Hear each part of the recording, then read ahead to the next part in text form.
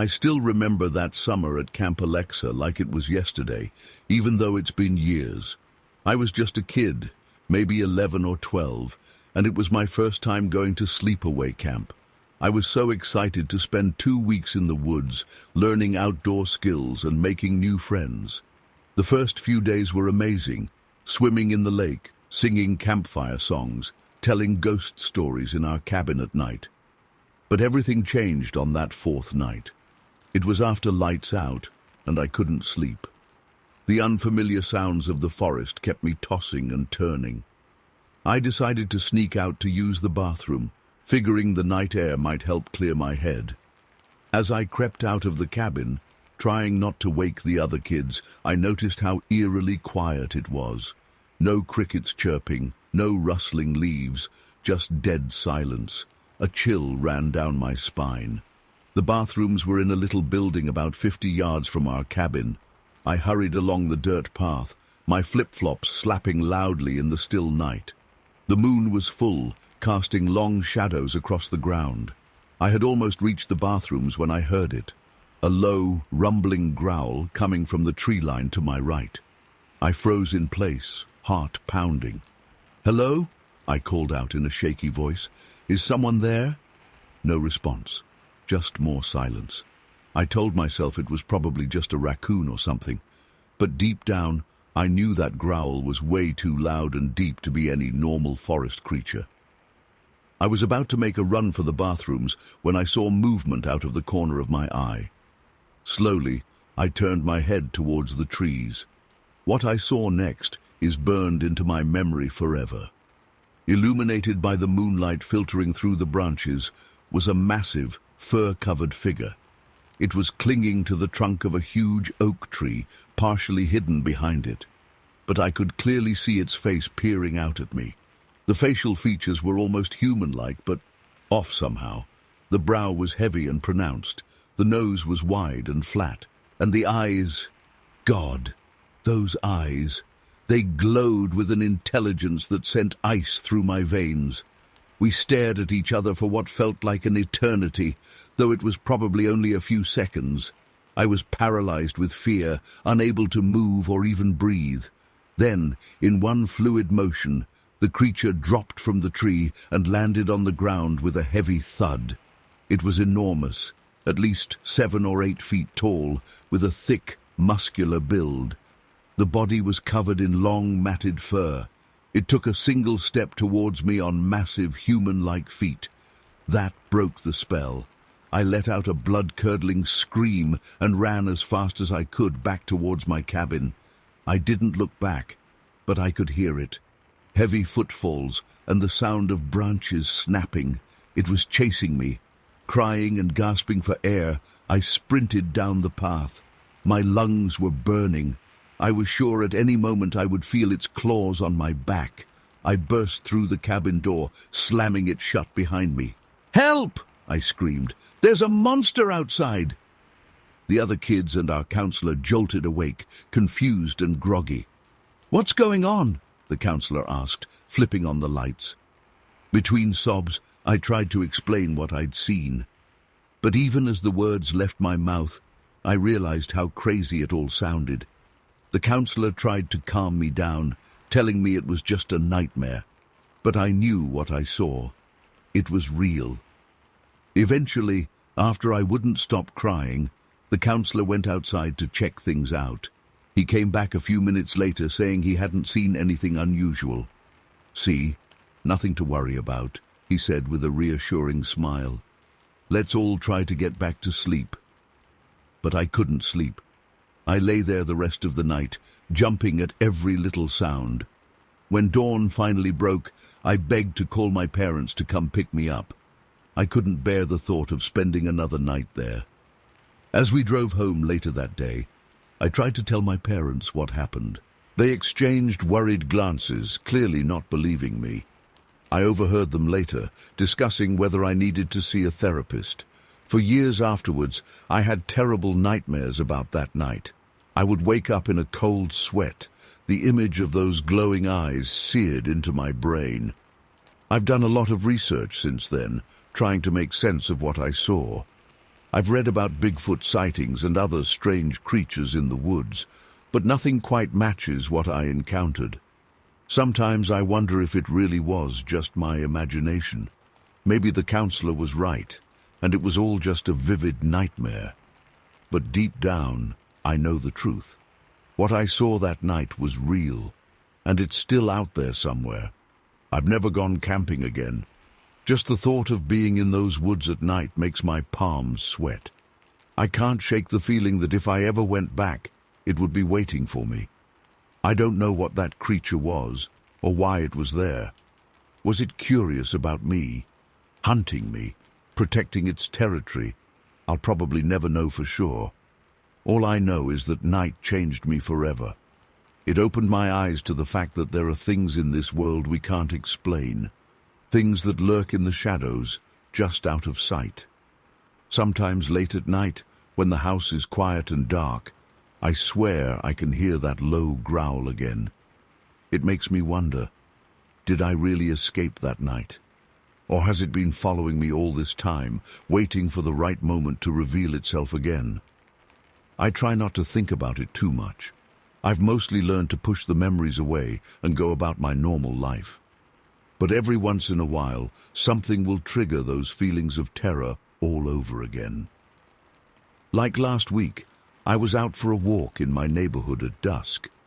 As I passed by a small patch of woods, I caught a whiff of a musky animal smell. Instantly, I was transported back to that night at camp. My heart started racing, and I broke out in a cold sweat. I hurried home, constantly looking over my shoulder. Once inside, I locked all the doors and windows. Rationally, I know it was probably just a skunk or something. But a part of me wonders, what if it wasn't? What if, after all these years, it's finally caught up with me? I try to tell myself I'm being paranoid, that I'm letting an old childhood trauma control me. But then I remember those eyes, that impossible mix of animal and human, and I know that no matter how much time passes, I'll never truly feel safe again. I've never told anyone the full story before now. I was always too afraid people would think I was crazy. Even my wife doesn't know all the details. But I needed to get this off my chest, to tell someone who might understand. Maybe putting it all down in writing will help me finally process what happened and move on. Or maybe, by sharing my story, I can warn others. So if they ever find themselves alone in the woods at night, they'll know to be on guard.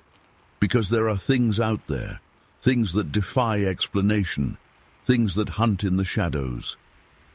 Story 2. It was the summer of '98, and I had decided to take a solo camping trip to clear my head after a messy breakup.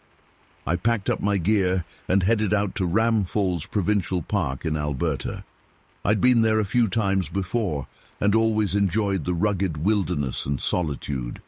Little did I know that this trip would change my life forever. I arrived at the campground late in the afternoon and set up my tent near a secluded spot by the river. The sun was starting to dip below the tree line, casting long shadows across the forest floor. I decided to take a quick hike before it got dark, just to stretch my legs after the long drive. As I made my way along the trail, I couldn't shake the feeling that something was off. The forest seemed unusually quiet, no birds chirping, no squirrels scurrying about. It was as if the entire woods were holding its breath. I tried to brush it off as paranoia, but my skin prickled with goosebumps despite the warm evening air. About a mile into my hike, I came across something that made my blood run cold. There in the soft dirt of the trail was a massive footprint, easily twice the size of my own boot. At first, I thought it must be some kind of joke or hoax. But as I knelt down to examine it closer, I realized with growing horror that this was no fake track. The print was incredibly detailed, with clear toe impressions and texture in the sole. And it was deep, sunk several inches into the ground, as if made by something incredibly heavy. My mind raced, trying to come up with a logical explanation. A bear, maybe. But I'd seen bear tracks before, and this was something else entirely. It looked almost human, but impossibly large. With shaking hands, I pulled out my disposable camera and snapped a few photos. I needed proof of what I was seeing because I could hardly believe it myself. As I stood up, I noticed there were more tracks further down the trail. Without really thinking, I began to follow them, my curiosity temporarily overriding my fear. The prints led deeper into the woods, off the main trail. I knew I should turn back. It was getting dark, and I was completely unprepared for an overnight hike. But something compelled me to keep going. I had to know what could have made those tracks. As I pushed through the underbrush, the forest grew denser and darker. The trees seemed to close in around me, their branches reaching out like gnarled fingers. I stumbled over roots and rocks, my heart pounding in my chest. Every snapping twig made me jump, imagining some monstrous creature lurking just out of sight. After what felt like hours, but was probably only 30 minutes, I came to a small clearing. And that's when I saw it, a massive dark shape moving through the trees on the other side. It was hard to make out details in the fading light, but I could see that it walked on 2 legs and stood at least 8 feet tall. Its arms were long and powerful, swinging as it moved with surprising grace for its size. I froze, unable to breathe or move. Every instinct screamed at me to run, but I was paralyzed with fear. The creature hadn't seen me yet, and I prayed it wouldn't turn in my direction. I slowly reached for my camera, my hands trembling so badly I could barely hold it steady. Just as I was about to take a photo, a twig snapped under my foot. The sound was deafening in the quiet forest. The creature's head whipped around, and I found myself staring into a pair of glowing eyes that reflected the last rays of sunlight. They were intelligent eyes, filled with a mixture of curiosity and wariness. For a moment that felt like an eternity, we stared at each other across the clearing. I could hear its heavy breathing and smell a musky animal odor on the wind. Then, without warning, it let out a bone-chilling roar that shook the very ground beneath my feet. That broke the spell. I turned and ran faster than I've ever run in my life, crashing through the underbrush with no regard for the scratches and cuts I was accumulating. Branches whipped at my face, and I stumbled over countless obstacles, but I didn't slow down. I could hear something massive moving through the forest behind me, snapping trees like twigs. I have no idea how long I ran or how I found my way back to the trail. Everything was a blur of terror and adrenaline. When I finally burst out of the tree line near my campsite, I was gasping for air and on the verge of collapse. I threw myself into my tent, zipped it up, and huddled in my sleeping bag, shaking uncontrollably. I didn't sleep at all that night. Every sound from the forest sent a fresh wave of panic through me. I was convinced that at any moment that creature would come crashing through my flimsy tent. But as the hours ticked by and nothing happened, I began to wonder if I had imagined the whole thing. When dawn finally broke, I packed up my gear in record time and got the hell out of there. I didn't stop driving until I was back in the city, surrounded by the comforting sounds of traffic and people. It wasn't until I was safely home that I remembered the photos I had taken. With shaking hands, I dropped the film off at a 1-hour photo place. When I got the prints back, my heart sank. Most of the photos were blurry or too dark to make out anything. But there was one, a single clear shot of that massive footprint in the dirt. Proof that I hadn't imagined it all. I've spent years trying to make sense of what happened that day. I've researched cryptozoology, read countless books on Bigfoot sightings, and even reached out to a few experts. But I've never found a satisfactory explanation. The locals I've talked to just laugh it off or tell me I must have seen a bear. But I know what I saw, and it wasn't any animal known to science. Sometimes I wonder if I should have reported it to the park rangers or tried to go back with a team to investigate. But honestly, I was too scared. Part of me still is. I've never been camping since that day, and even hiking in familiar areas makes me nervous now. I don't know what that creature was, or if it's still out there in the wilderness of Ram Falls, but I do know that my experience changed me forever. It opened my eyes to the possibility that there are things in this world that we can't explain, things that defy our understanding of nature and reality. I'm sharing this story now because I need to know if anyone else has had a similar experience. Have you seen something you can't explain in the woods? Have you come across tracks that shouldn't exist? I'm not looking for people to tell me I'm crazy or that I must have been mistaken. I know what I saw, and I know those tracks were real. I just want to understand why, after all these years, I still can't shake the feeling that something is out there, watching and waiting in the dark corners of the forest. So if you've seen something, if you've had an encounter that defies explanation, please share your story. Maybe together we can piece together the truth about what's really lurking in the wilderness. Because one thing I know for certain, that day in Ram Falls wasn't just a trick of the light or an overactive imagination. It was real, and it was terrifying, and I'll never forget the moment I realized that the stories of Bigfoot might be more than just myths and legends. Story 3. I still can't believe what happened that day at Spruce Coolie. It's been over 20 years, but the memory is as clear as if it were yesterday. My buddy Jack and I had been planning our annual fishing trip for months, looking forward to a peaceful weekend away from our busy lives in the city. We'd heard great things about the secluded lake nestled in the mountains, surrounded by dense forest. It seemed like the perfect spot to unwind and hopefully catch some big trout. We arrived at the campsite late Friday afternoon and quickly set up our tent. The air was crisp and clean, filled with the scent of pine. As the sun began to set, we decided to scope out the lake before turning in for the night. We grabbed our fishing rods and tackle boxes and made our way down to the shore. The lake was breathtaking in the fading light, mist starting to form on the glassy surface. We walked along the pebbly beach, looking for a good spot to fish in the morning. That's when I saw it, movement in the trees on the far side of the lake. At first, I thought it was just shadows playing tricks on my eyes, but then I saw it clearly step out onto the shore. My heart nearly stopped. About 200 yards away stood the largest, most bizarre creature I'd ever seen. It was huge, at least 7 or 8 feet tall, and covered in reddish-brown fur. The body was massively muscular, with long arms that hung down past its knees. The head seemed small in comparison, sitting directly on broad shoulders with no visible neck. I grabbed Jack's arm and pointed, too stunned to speak. He saw it too, and let out a low whistle of disbelief.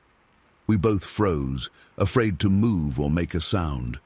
The creature slowly walked along the water's edge, its gait smooth but slightly hunched.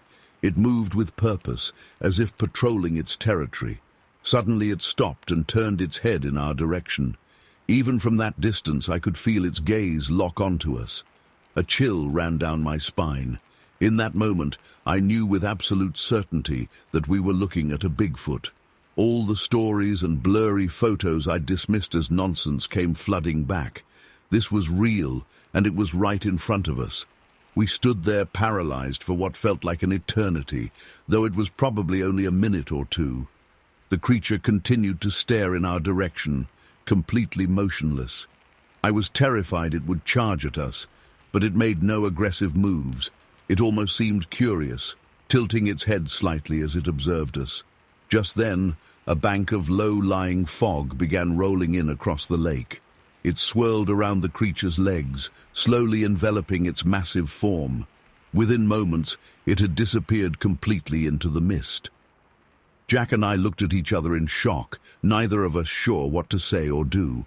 We debated going closer to investigate, but fear kept us rooted to the spot. What if it was still there, hidden in the fog? As the mist continued to spread across the lake, an eerie silence fell over the area. No birds chirping, no insects buzzing, just utter stillness. Finally, we snapped out of our daze and hurried back to the campsite. We spent a sleepless night huddled in the tent, jumping at every little sound. In the morning light, it all seemed surreal, like a shared hallucination. But we both knew what we'd seen was real. We packed up and left first thing, cutting our trip short. On the drive home, we tried to process what had happened. Should we report it? Would anyone even believe us? In the end, we decided to keep it to ourselves. Who would take the word of two city guys claiming to have seen Bigfoot? For weeks afterward, I had trouble sleeping. Every time I closed my eyes, I saw that hulking figure emerging from the trees. I became obsessed, spending hours researching Bigfoot sightings and theories. How could such a large creature exist without definitive proof? And yet, I knew beyond a shadow of a doubt what I'd seen that day. The experience changed me profoundly. I developed a deep fascination with cryptozoology and unexplained phenomena. I started going on solo camping trips, hoping for another encounter, but also terrified of actually finding anything. Part of me wanted proof to validate what we'd seen, while another part hoped to never see anything like that again. Over time, the sharp edges of the memory faded somewhat. I was able to go back to my normal routines without constantly looking over my shoulder, but I never forgot. How could I? It was the most incredible, terrifying thing I've ever witnessed.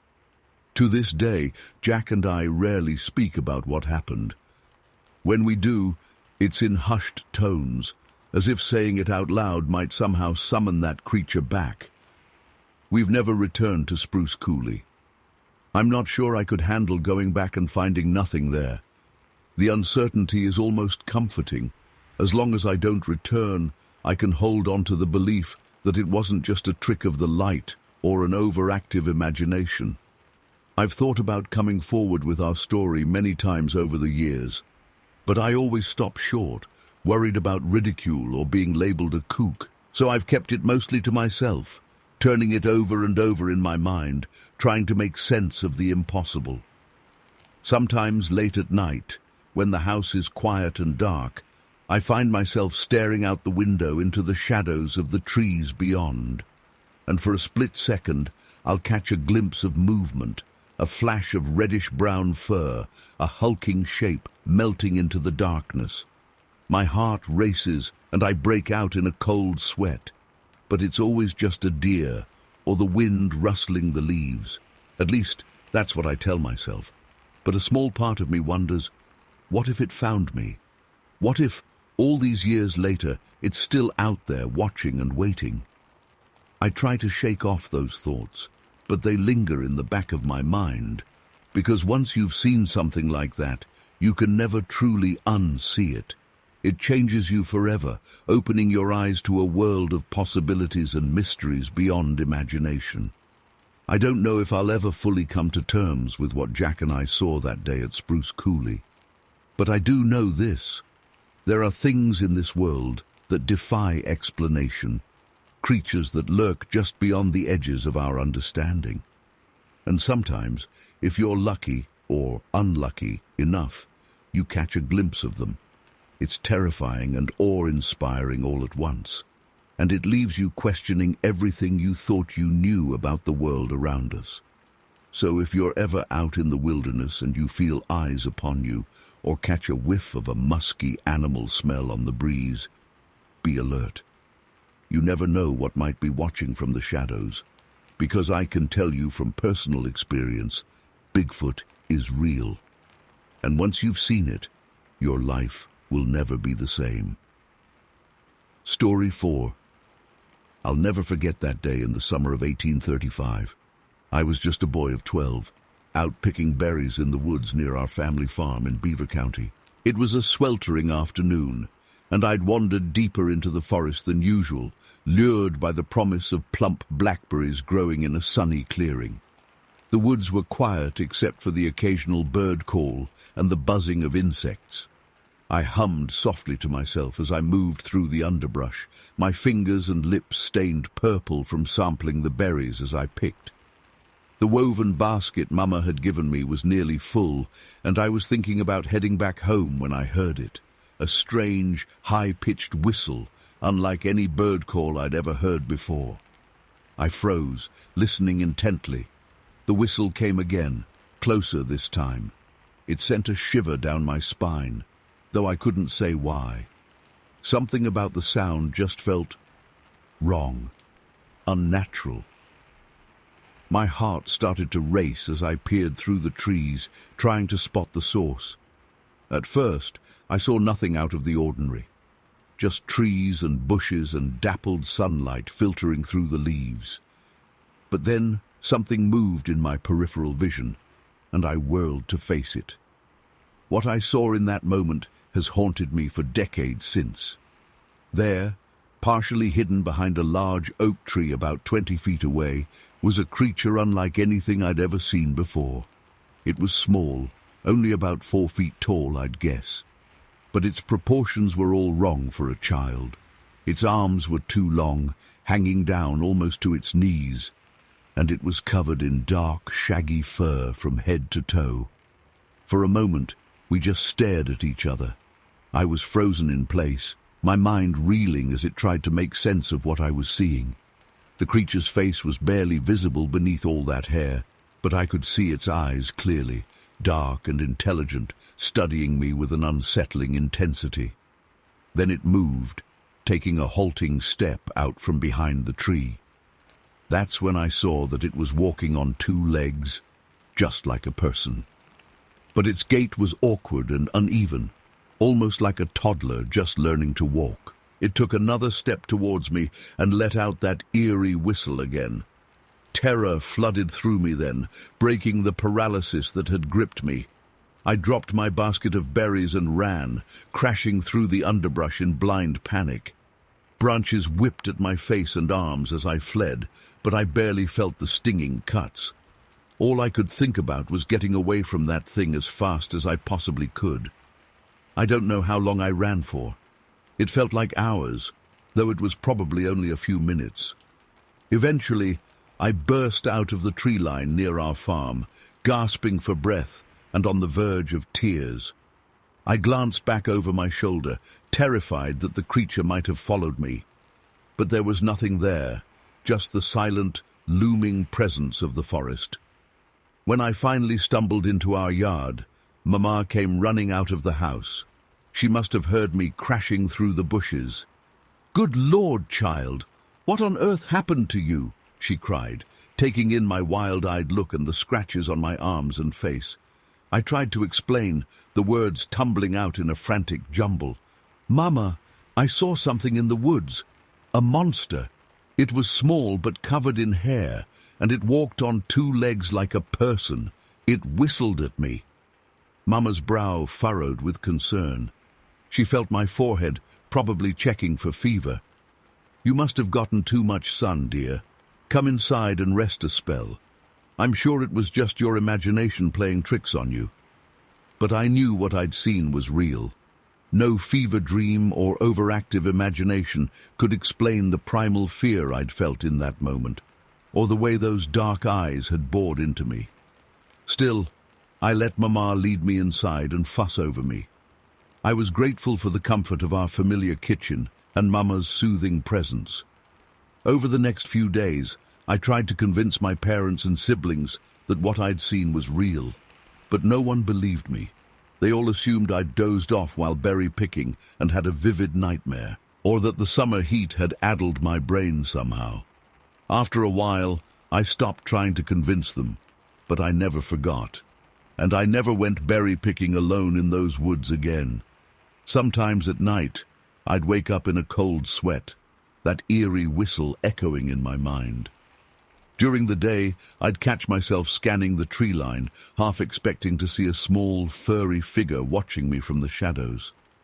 As the years passed, I tried to rationalize what I'd seen. Maybe it had been a bear cub, standing on its hind legs. But that didn't explain the human-like gait or those haunting eyes. Perhaps it was some kind of escaped circus animal. But we'd never had any traveling shows come through our little corner of Pennsylvania. The mystery gnawed at me. I scoured books and newspapers, searching for any mention of similar creatures. But I found nothing concrete, just vague folklore and campfire stories that never quite matched what I'd seen. It wasn't until I was a grown man with children of my own that I finally heard a story that made me sit up and take notice. I was in town, having a drink at the local tavern, when I overheard two men talking at the next table. One of them, an older fellow with a wild grey beard, was telling a story about something strange he'd encountered in the woods years ago. My ears perked up as I listened. The details he described, the size, the fur, the unsettling human-like qualities, it all matched what I'd seen that day as a boy. I turned to them, my heart pounding.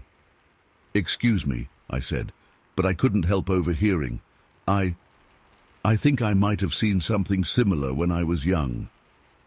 The two men looked at me with surprise, then interest. We spent the next few hours swapping stories, comparing details. It turned out the older man had several friends and acquaintances who'd had similar encounters over the years. They even had a name for the creature. They called it Bigfoot. Learning that others had seen this thing, that I wasn't alone in my experience, was both a relief and a new source of fear. On one hand, it validated what I'd been insisting all these years. I wasn't crazy. I hadn't imagined it. But on the other hand, it meant that whatever I'd encountered that day was real, and it was still out there. In the decades since, I've heard more stories, read accounts in newspapers of similar sightings across the country, but I've never encountered the creature again myself. Sometimes I wonder if that's a blessing or a curse. Part of me longs for another glimpse, for concrete proof to silence the doubters once and for all. But a larger part of me is grateful to have escaped that day with nothing worse than a lifelong fear of the deep woods. Even now, as an old man, I sometimes find myself lying awake at night, straining my ears for that unearthly whistle. The memory of those eyes still haunts me, knowing, intelligent eyes in a face that was somehow both animal and disturbingly human. I don't know what I saw that day. I don't know if it was some unknown species or something more otherworldly. But I know it was real. And I know that somewhere out there, in the shadowy depths of the forest, it's still watching, waiting, whistling. Story 5. I still remember that day in Silver Lake like it was yesterday, even though it's been over 80 years now. It was the summer of 1938, and I was just a young boy of 12 working on my family's farm near the New York border. Times were tough back then, with the Depression still lingering, so all us kids had to pitch in however we could. That particular morning, Pa had sent me out to check the fences along the edge of our property. It was hard work for a boy my age, but I didn't mind it too much. There was something peaceful about being out in nature, away from my siblings and the endless chores around the house. I remember it was an unusually cool day for August. A heavy mist hung in the air, obscuring the distant hills. As I made my way through the dense undergrowth, I could feel the damp leaves brushing against my legs. The woods were eerily quiet. No birds singing, no squirrels chattering. Just the sound of twigs snapping under my feet. I'd been out there for a couple hours, methodically working my way along the fence line, when I heard something rustling in the bushes ahead. At first, I thought it was probably just a deer. We saw plenty of those around the farm. But as I got closer, I realized the sounds were different. Not the graceful movements of a deer, but something more deliberate. My heart started racing as I crept forward, trying to get a better look. That's when I saw it, a small, dark figure crouched behind a fallen log about 20 yards away. At first glance, I thought it might be a bear cub. But as I squinted through the mist, I realized this was something I'd never seen before. It was shaped like a human child, maybe the size of my 6-year-old brother. But its entire body was covered in shaggy black hair. The face was flat and ape-like, with deep-set eyes that seemed to glow in the dim light. Those eyes, I'll never forget them. They weren't animal eyes. There was an intelligence there, an awareness that sent chills down my spine. For a moment, we just stared at each other. I was frozen in place, my mind struggling to make sense of what I was seeing. The creature seemed just as startled to see me, its head cocked to the side curiously, like a dog trying to understand a strange sound. Then, purely on instinct, I reached for the old .22 rifle slung over my shoulder. Pa had given it to me to deal with any coyotes or foxes that might be lurking around. My hands were shaking so bad I could barely grip the gun. As soon as the creature saw me raise the rifle, it let out a high-pitched shriek that made my blood run cold. Before I could even think about taking a shot, the thing bolted. It moved with incredible speed, bounding on all fours like an ape. In a flash, it had disappeared into the thick underbrush. I stood there for what felt like hours, gun half raised, straining my ears for any sound of its return. But the woods had fallen silent again. Part of me wanted to chase after it, to prove to myself that I hadn't imagined the whole thing. But my legs felt like lead. Fear kept me rooted to the spot. Eventually, I managed to turn and run back towards the farm. I must have looked like I'd seen a ghost when I burst into the kitchen, wild-eyed and out of breath. Ma and Pa listened patiently as I babbled out my story.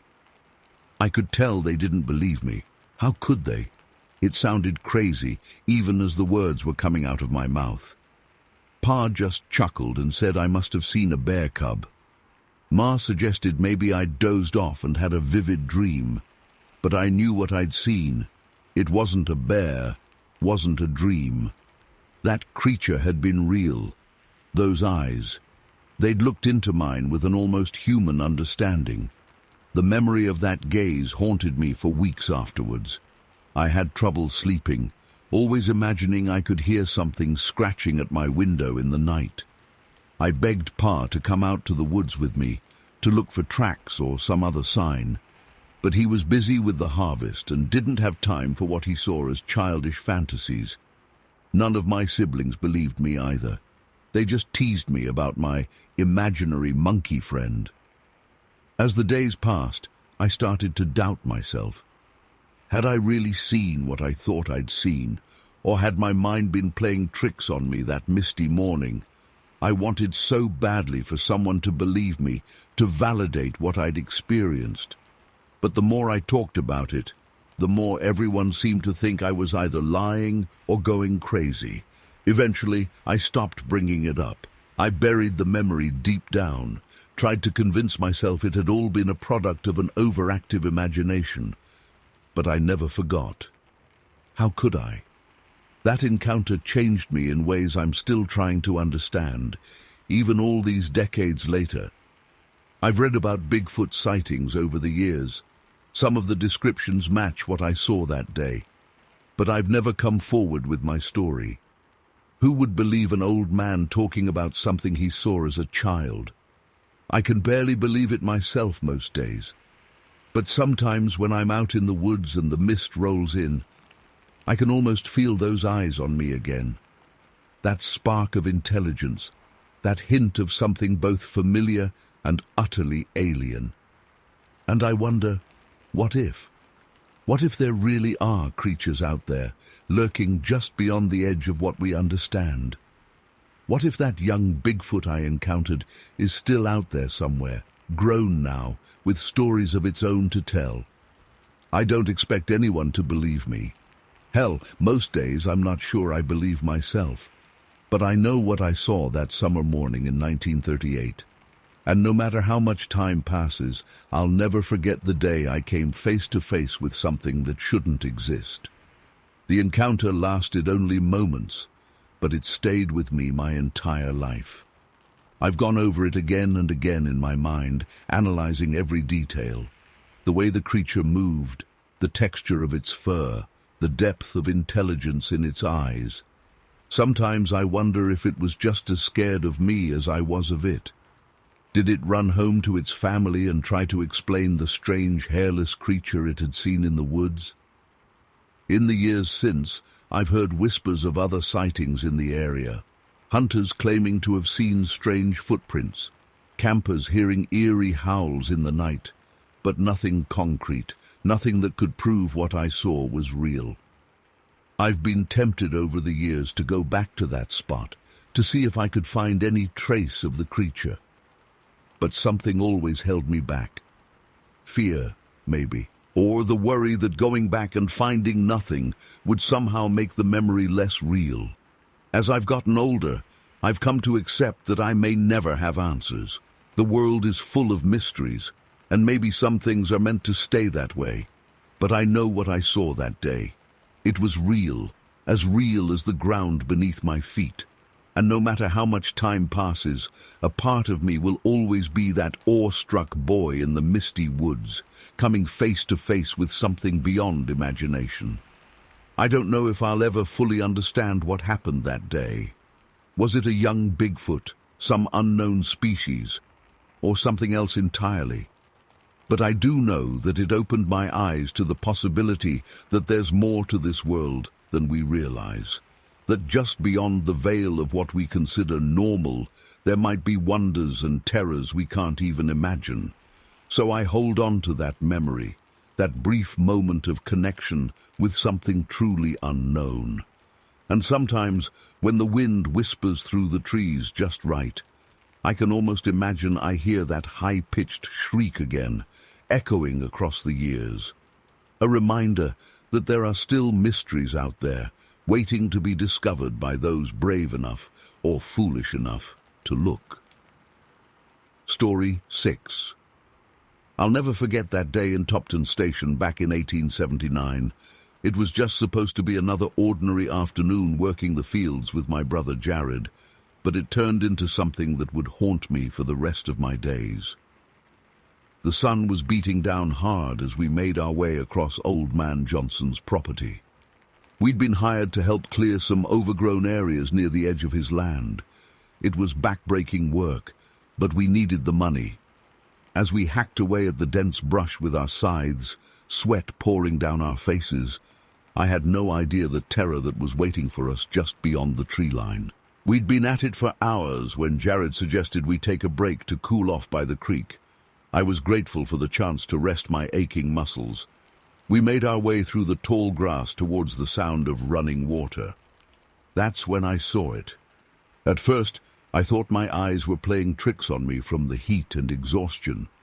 About 50 yards away, near a cluster of boulders, was what looked like a small, misshapen person lying on the ground. Its skin was a sickly yellow color, almost glowing in the afternoon sun. I blinked hard, sure I must be seeing things. But when I looked again, it was still there. "Jared," I whispered, grabbing my brother's arm. "Do you see that?" He squinted in the direction I was pointing. His eyes went wide. "What in God's name?" We stood frozen, staring at the bizarre creature. It was only about 4 feet tall, with unnaturally long arms and a bulbous head. The yellow skin looked slick and slimy, caked with mud in places. I'd never seen anything like it in all my life. Suddenly, the thing stirred. It rose up on gangly limbs, movements jerky and unnatural. That's when we got a better look at its hands, if you could call them that. Each arm ended in just 2 fingers, long and curved like claws. Its feet were oddly flat and wide, with no visible toes. My heart was pounding so hard I thought it might burst from my chest. Every instinct screamed at me to run, but I was rooted to the spot in terror and disbelief. The creature's head swiveled towards us. I'll never forget those eyes, huge and black as coal, set deep in that misshapen yellow skull. They locked onto mine, and I felt a chill go through me like I'd been dunked in ice water. For a moment, we all just stared at each other. Me, Jared, and this thing. This impossibility that shouldn't exist. I don't know if it was as shocked to see us as we were to see it. Then everything happened so fast. The creature let out a high-pitched shriek that made the hairs on the back of my neck stand up.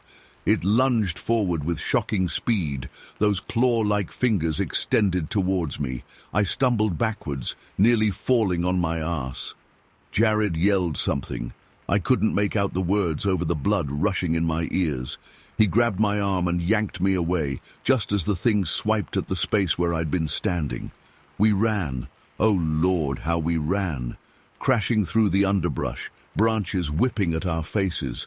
I could hear it behind us, that inhuman shrieking and the sound of something large moving through the woods. I didn't dare look back. My lungs were on fire, legs pumping furiously. I'd never run so hard in my life. Jared was a few paces ahead of me. I focused on his back, willing my burning muscles to keep going. We burst out of the tree line into the open field. I risked a glance over my shoulder. The yellow creature was at the edge of the woods.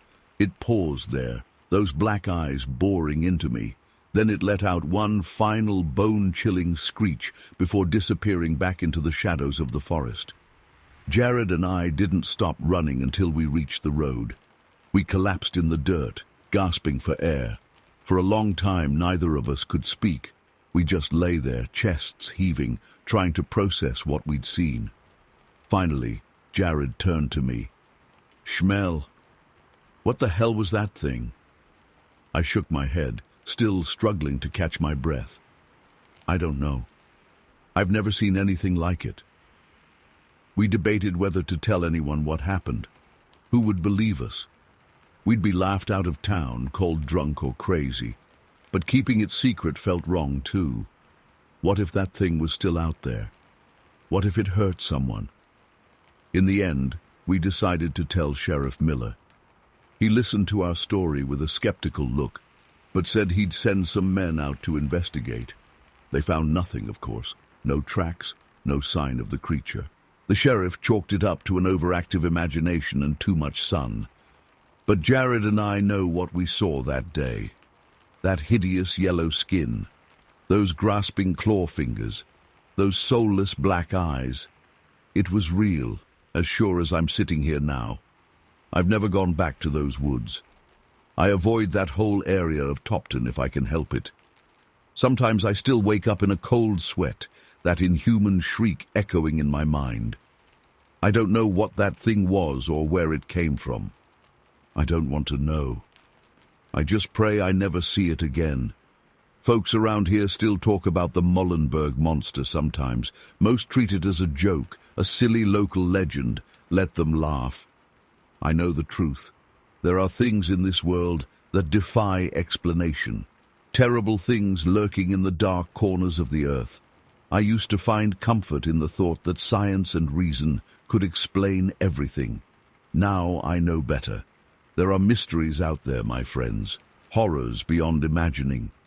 And sometimes they find us. That day changed me, made me look at the world differently, made me question everything I thought I knew. I still can't make sense of what happened. Why was that thing there? Where did it go? Was it some kind of mutant animal? A creature from another world? I'll probably never know. All I know is that it was real as you or me, and the memory of those coal black eyes still chills me to my core. I hope to God I never see anything like it again, but sometimes late at night I find myself peering out the window into the darkness, wondering if it's still out there, waiting. So if you're ever in Topton Station, stick to the roads and stay out of the woods. You never know what might be watching from the shadows. And if you hear an unnatural shriek echoing through the trees, run, and don't look back. I don't expect you to believe me. Hell, most days I can hardly believe it myself. But I swear on my life, every word of this is true. That creature was real. I saw it with my own 2 eyes, felt the wind of its claws as they barely missed me. It's been over 40 years now, but I remember that day like it was yesterday. The terror, the disbelief, the way my whole world turned upside down in an instant. I've never been the same since. I still have nightmares sometimes. Yellow skin, black eyes, that awful shriek. I wake up in a cold sweat, heart racing. In those moments between sleep and waking, I swear I can smell the dank forest air, feel those eyes boring into me. Jared and I don't talk about it much anymore. It's like an unspoken agreement between us. We lived through something impossible, something that defies explanation. Talking about it doesn't change anything, doesn't make it make sense. But I know he thinks about it too. I see it in his eyes sometimes when we're out at dusk and the shadows grow long. That wariness, that hint of fear. Once you've seen behind the veil, you can never unsee it. I often wonder if anyone else has encountered that thing over the years, if it's still out there somewhere, hiding in the dark places of the world. Part of me hopes it was a one-time thing, some freak occurrence never to be repeated. But another part knows better. The world is vast and full of secrets. Who knows what other horrors might be lurking just out of sight? Sometimes I'm tempted to go back, to try to find answers. But then I remember those eyes, that shriek, those grasping claws. And I know I never want to see that creature again as long as I live. So I stay away from the woods now, stick to well-traveled roads and open spaces. It's probably silly. Lightning doesn't strike twice, right? But then again, lightning isn't a 4-foot-tall yellow monstrosity with murder in its eyes. I don't know why I'm sharing all this now. Maybe I'm getting old and sentimental. Maybe I just need to get it off my chest after all these years. Or maybe I hope that someone out there has seen something similar, that I'm not alone in this madness. Whatever the case, that's my story. The day I came face to face with something that shouldn't exist. The day my view of reality shattered. Believe it or don't, that's up to you. But I know what I saw, and I'll carry that knowledge and that fear to my grave. Story 7. I'll never forget that day in Avalon back in the summer of 1906. It was supposed to be just another day of hunting and exploring in the woods, but it turned into something that still haunts my dreams to this day. My name's John, and I was out there with my buddies Charles and Robert Crawford, along with J.S. Wagner. We'd known each other since we were kids, growing up in this small Pennsylvania town. The four of us loved nothing more than heading into the forest whenever we had a chance, looking for game or just enjoying nature. That morning started off normal enough. We set out at dawn, our rifles slung over our shoulders, and enough supplies to last us through the day. The air was crisp and cool as we made our way deeper into the woods, following some deer tracks we'd spotted. After a few hours of hiking, we decided to take a break near a small creek to have some lunch. That's when things started to get strange. As we were sitting there eating, I noticed an odd silence had fallen over the forest. The usual sounds of birds and small animals had disappeared completely. The hairs on the back of my neck stood up. Something wasn't right. Suddenly, we heard a loud crash coming from the bushes nearby, like something big moving through the underbrush. We all jumped to our feet, grabbing our rifles. "What the hell was that?" Charles whispered, his eyes wide. Before any of us could respond, this thing burst out of the trees right in front of us. I'll never forget my first glimpse of it. It was huge, at least 7 feet tall, and covered in dark, matted fur. But it wasn't a bear or any other animal I'd ever seen before. It was shaped like a man, but much larger and more muscular. Its face, God, its face. It had deep-set eyes that gleamed with an unnatural intelligence. A wide, flat nose and a mouth full of sharp teeth completed the terrifying visage. For a moment, we all just stood there, frozen in shock. Then the creature let out a bone-chilling roar and charged straight at us. Panic set in, and we scattered. I dove behind a fallen log, my heart pounding so hard I thought it might burst from my chest. I heard the others yelling and the sound of them crashing through the bushes as they ran. I peeked over the log and saw the beast heading straight for Wagner. He was fumbling with his rifle trying to take aim, but his hands were shaking too badly. The creature was on him in seconds, knocking him to the ground.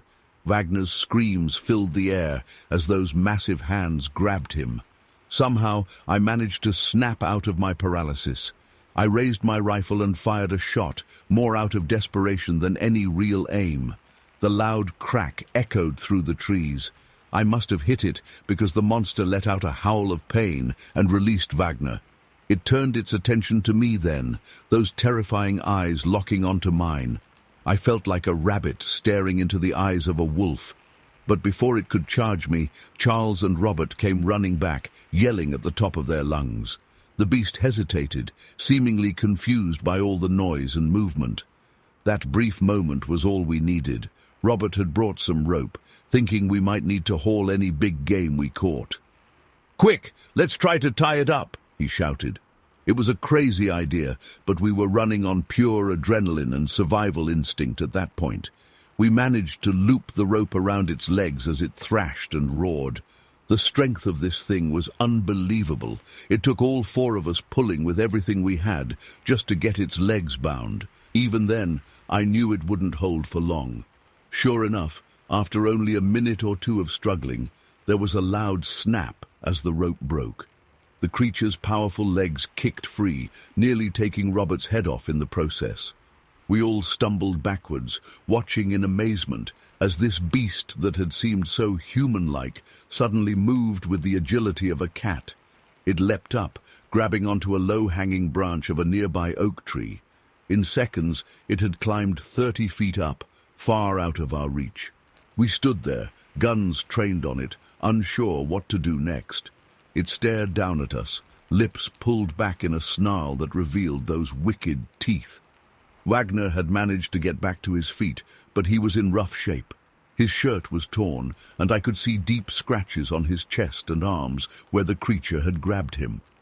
"We need to get out of here," he gasped, his face pale with shock and pain.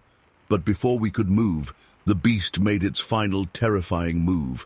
It launched itself out of the tree, flying through the air directly at Wagner. Time seemed to slow down as I watched in horror, unable to do anything to stop it. The impact knocked Wagner flat on his back. The creature's massive hands wrapped around his throat as it pinned him to the ground. Wagner's eyes bulged in terror as he struggled to breathe. Charles, Robert, and I all fired our rifles at once, the sound deafening in the enclosed space of the forest. Whether it was the bullets or just the noise, something made the beast release its grip on Wagner. It let out one final, ear-splitting roar that seemed to shake the very trees around us. Then, in a blur of movement almost too fast to follow, it was gone, vanishing into the depths of the forest as quickly as it had appeared. We rushed to Wagner's side. He was alive, thank God, but badly hurt. We had to practically carry him as we made our way out of the woods as fast as we could. The entire time, I kept looking over my shoulder, terrified that thing would come bursting out of the trees again at any moment. By some miracle, we made it back to town without further incident. We took Wagner to the doctor, but we didn't tell anyone else what had really happened. Who would believe us? We said he'd been attacked by a bear and left it at that. In the days and weeks that followed, we tried to make sense of what we'd seen. We went back out to that spot in the woods, looking for any sign of the creature, tracks, fur, anything. But we never found a trace. It was like it had never existed at all. To this day, I'm not sure what we encountered out there. Some kind of unknown ape? A wild man? Or something else entirely? All I know is that it was real, and it was terrifying beyond anything I could have imagined. I still go hunting from time to time, but never alone, and I always keep one eye on the trees, half expecting to see that monstrous face staring back at me. The woods of Avalon hold a dark secret, and I pray that whatever we saw that day stays hidden in its depths forever. Story 8. I'll never forget that day in the summer of '71. I was just a kid, barely 7 years old, spending my days exploring the woods behind our house in rural Lycoming County, Pennsylvania. We lived way out in the sticks, surrounded by miles of dense forest. As an only child, I was used to entertaining myself, and the forest was my playground. That particular day started like any other. It was hot and humid, the kind of sticky summer day where your shirt clings to your back. I headed out early, before the heat really set in, with plans to work on the little dam I was building in the creek, about a quarter-mile from our property. I'd been working on that dam for weeks, carefully stacking rocks and packing mud to create a small pool. It was my pride and joy that summer. I'd spend hours out there wading in the cool water and watching minnows dart around in the shallows I'd created. As I made my way down the faint trail to the creek, I remember feeling completely at ease.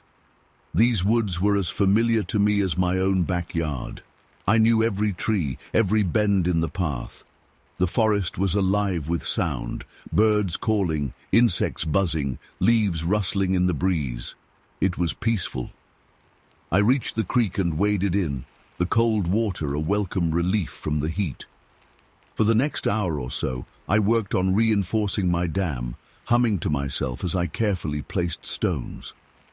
I was so absorbed in my project that at first I didn't notice when the forest went quiet. It was the sudden silence that finally caught my attention. One moment the woods were full of their usual sounds, and the next, nothing. No birds, no insects, not even the wind. It was like someone had hit a mute button on the whole forest. The hairs on the back of my neck stood up. I straightened up slowly, water dripping from my hands, and looked around. That's when I saw it. About 20 feet away, just on the edge of the tree line, stood the biggest thing I've ever seen in my life. It was massive, at least 8 feet tall, maybe more, and it was covered in thick, matted brown fur from head to toe, except for its face. The face was bare, hairless, with deeply set eyes that seemed to glow with an unnatural intelligence. For a moment, I couldn't breathe. I couldn't move. I just stood there, knee-deep in the creek, staring at this impossible creature. And it stared right back at me. Time seemed to stretch out forever as we locked eyes. I remember thinking in a distant, detached way that I should be screaming, that I should be running. But I was frozen in place, unable to do anything but stare. The creature's chest rose and fell with deep, slow breaths. I could see its nostrils flaring slightly as it seemed to scent the air. Its massive hands, if you could call them hands, hung at its sides, ending in thick, dirty claws. But it was the eyes that held me. They were dark, almost black, but with a reddish tint that made them look like smoldering coals. And they were fixed on me with an intensity that made my skin crawl.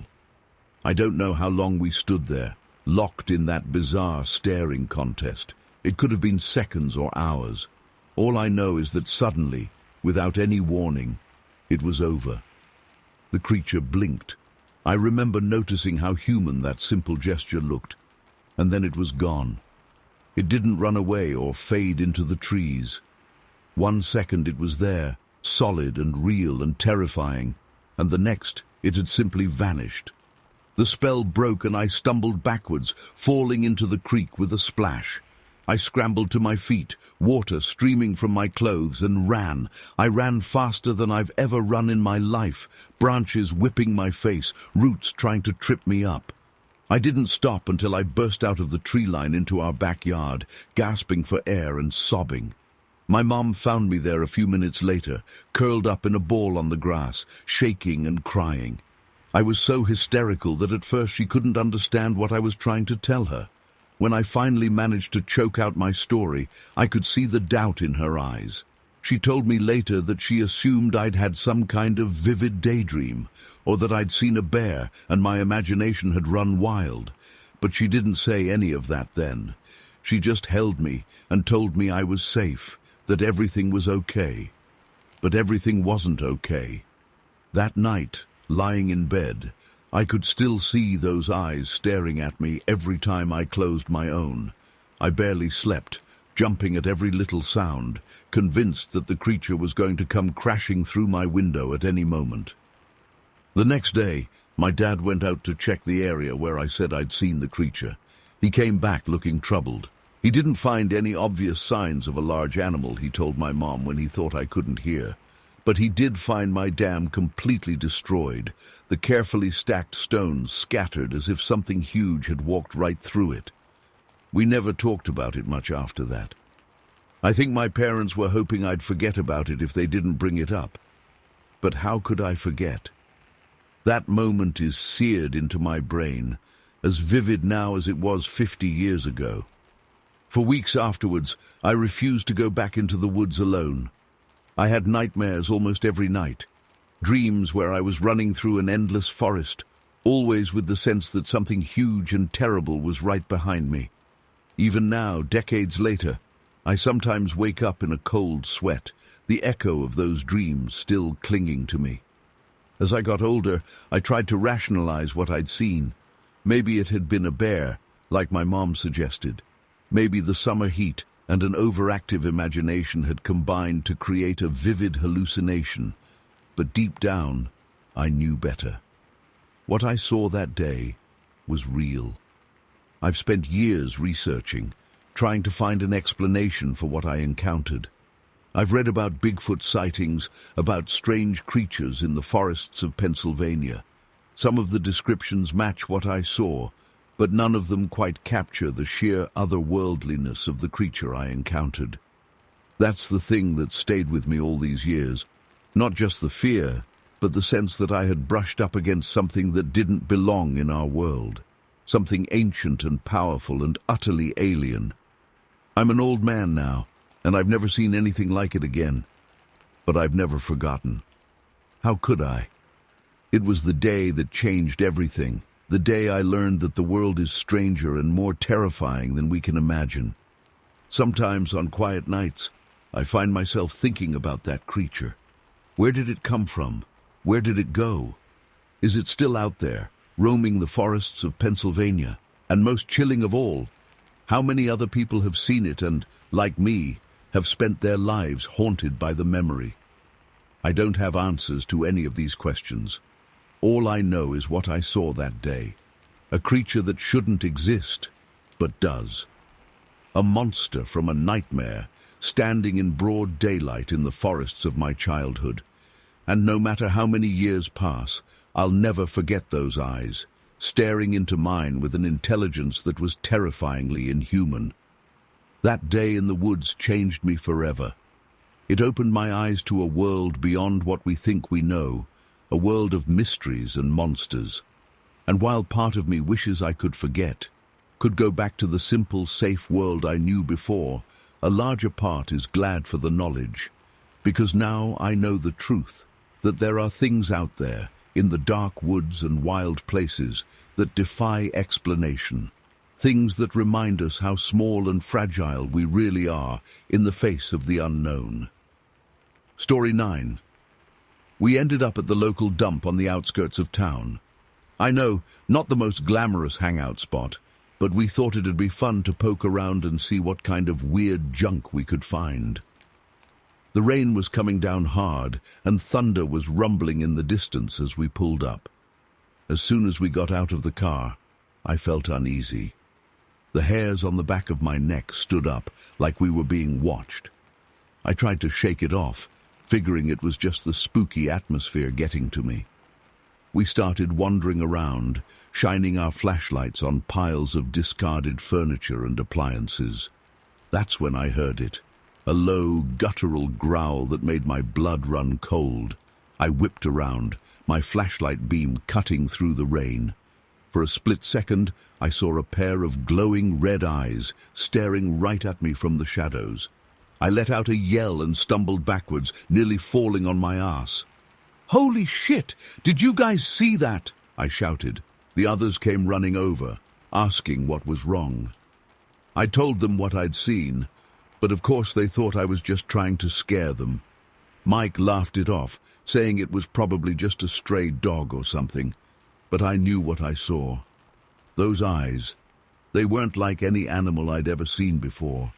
They were intelligent, almost human-like, and the sheer size of the creature they belonged to, it had to have been at least 7 or 8 feet tall. We kept exploring for a bit, but I was on edge the whole time. Every sound made me jump.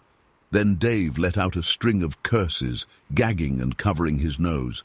"What the hell is that smell?" he choked out. The stench hit me a second later, like rotting meat and garbage left out in the sun for weeks. It was so strong it made my eyes water. We all started looking around frantically, trying to figure out where it was coming from. That's when we saw it. Standing about 30 feet away was the most terrifying thing I've ever laid eyes on. It was massive, easily 7 feet tall, maybe even taller, covered in dark, matted fur. But the face, God, the face. It was almost ape-like, with a heavy brow and a wide, lipless mouth. And those eyes, burning red like hot coals.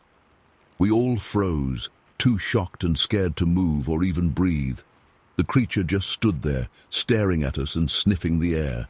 Then it let out this bone-chilling roar that seemed to shake the very ground. We ran. We ran faster than I thought was humanly possible, slipping and sliding in the mud as we scrambled back to Tom's car. I could hear heavy footsteps pounding behind us, getting closer and closer. We piled into the Chevy, and Tom floored it, tires spinning in the muck before we finally got traction. I looked back and saw the creature emerge from the shadows, illuminated in the glow of the taillights. It was even more massive and terrifying up close. As we sped away, I could have sworn I saw other shapes moving in the darkness beyond. More of those things? I didn't want to know. We drove in terrified silence for a while, all of us trying to process what we'd just seen. Finally, Mike spoke up. What the hell was that thing?" None of us had an answer. We'd all seen it, but it didn't seem possible. Nothing that big should exist, at least not around here. We decided to go back the next day to look for tracks or any other evidence. Part of me didn't want to return, but I had to know if it had been real or if we'd all somehow hallucinated the same thing. The dump looked different in the daylight, less menacing, more mundane. We started searching the area where we'd seen the creature. At first, we didn't find anything unusual, but then Tom called us over, his voice shaky. There, pressed into a patch of soft mud, was a footprint. But not just any footprint. This thing was massive, easily twice the size of my own foot, and it had claw marks at the end of each toe. We stood there staring at it in stunned silence. This was proof. Whatever we'd seen last night, it was real. "We need to tell someone about this," Dave said. But who would believe us? 4 teenagers claiming to have seen some kind of giant furry monster at the town dump. We'd be laughed out of town. In the end, we decided to keep it to ourselves. But none of us ever went back to that dump again. And to this day, I still have nightmares about those glowing red eyes staring at me from the darkness. I've tried to rationalize it over the years. Maybe it was just some kind of bear or an escaped zoo animal. But deep down, I know it was something else. Something that shouldn't exist in our world. I've heard stories since then, whispers of other sightings in the area. They call it Bigfoot, Sasquatch, the Ohio grassman. I don't know what it was, but I know what I saw that night, and I'll never forget it as long as I live. Sometimes when I'm driving at night and I pass a wooded area, I can't help but peer into the darkness, half expecting to see those red eyes glowing back at me. The fear from that night has never fully left me. I've never told this story publicly before. Who would believe me? But I swear on everything I hold dear, every word of this is true. I don't know what's out there in the wilderness, but I know it's something beyond our understanding. That night changed me. It opened my eyes to the fact that there are things in this world that can't be explained, things that defy everything we think we know. I've become more cautious, more aware of my surroundings. Every unexplained sound in the woods makes me tense up. I've tried to research similar encounters over the years, looking for any explanation of what we saw, but nothing quite matches up. The size, the glowing eyes, that horrible stench. It all seems unique to our experience. Sometimes I wonder if it's still out there, lurking in the forests of Jefferson County. Do other people encounter it and stay silent out of fear of ridicule? How many other secrets are hiding in the dark corners of our world? I know this all sounds crazy.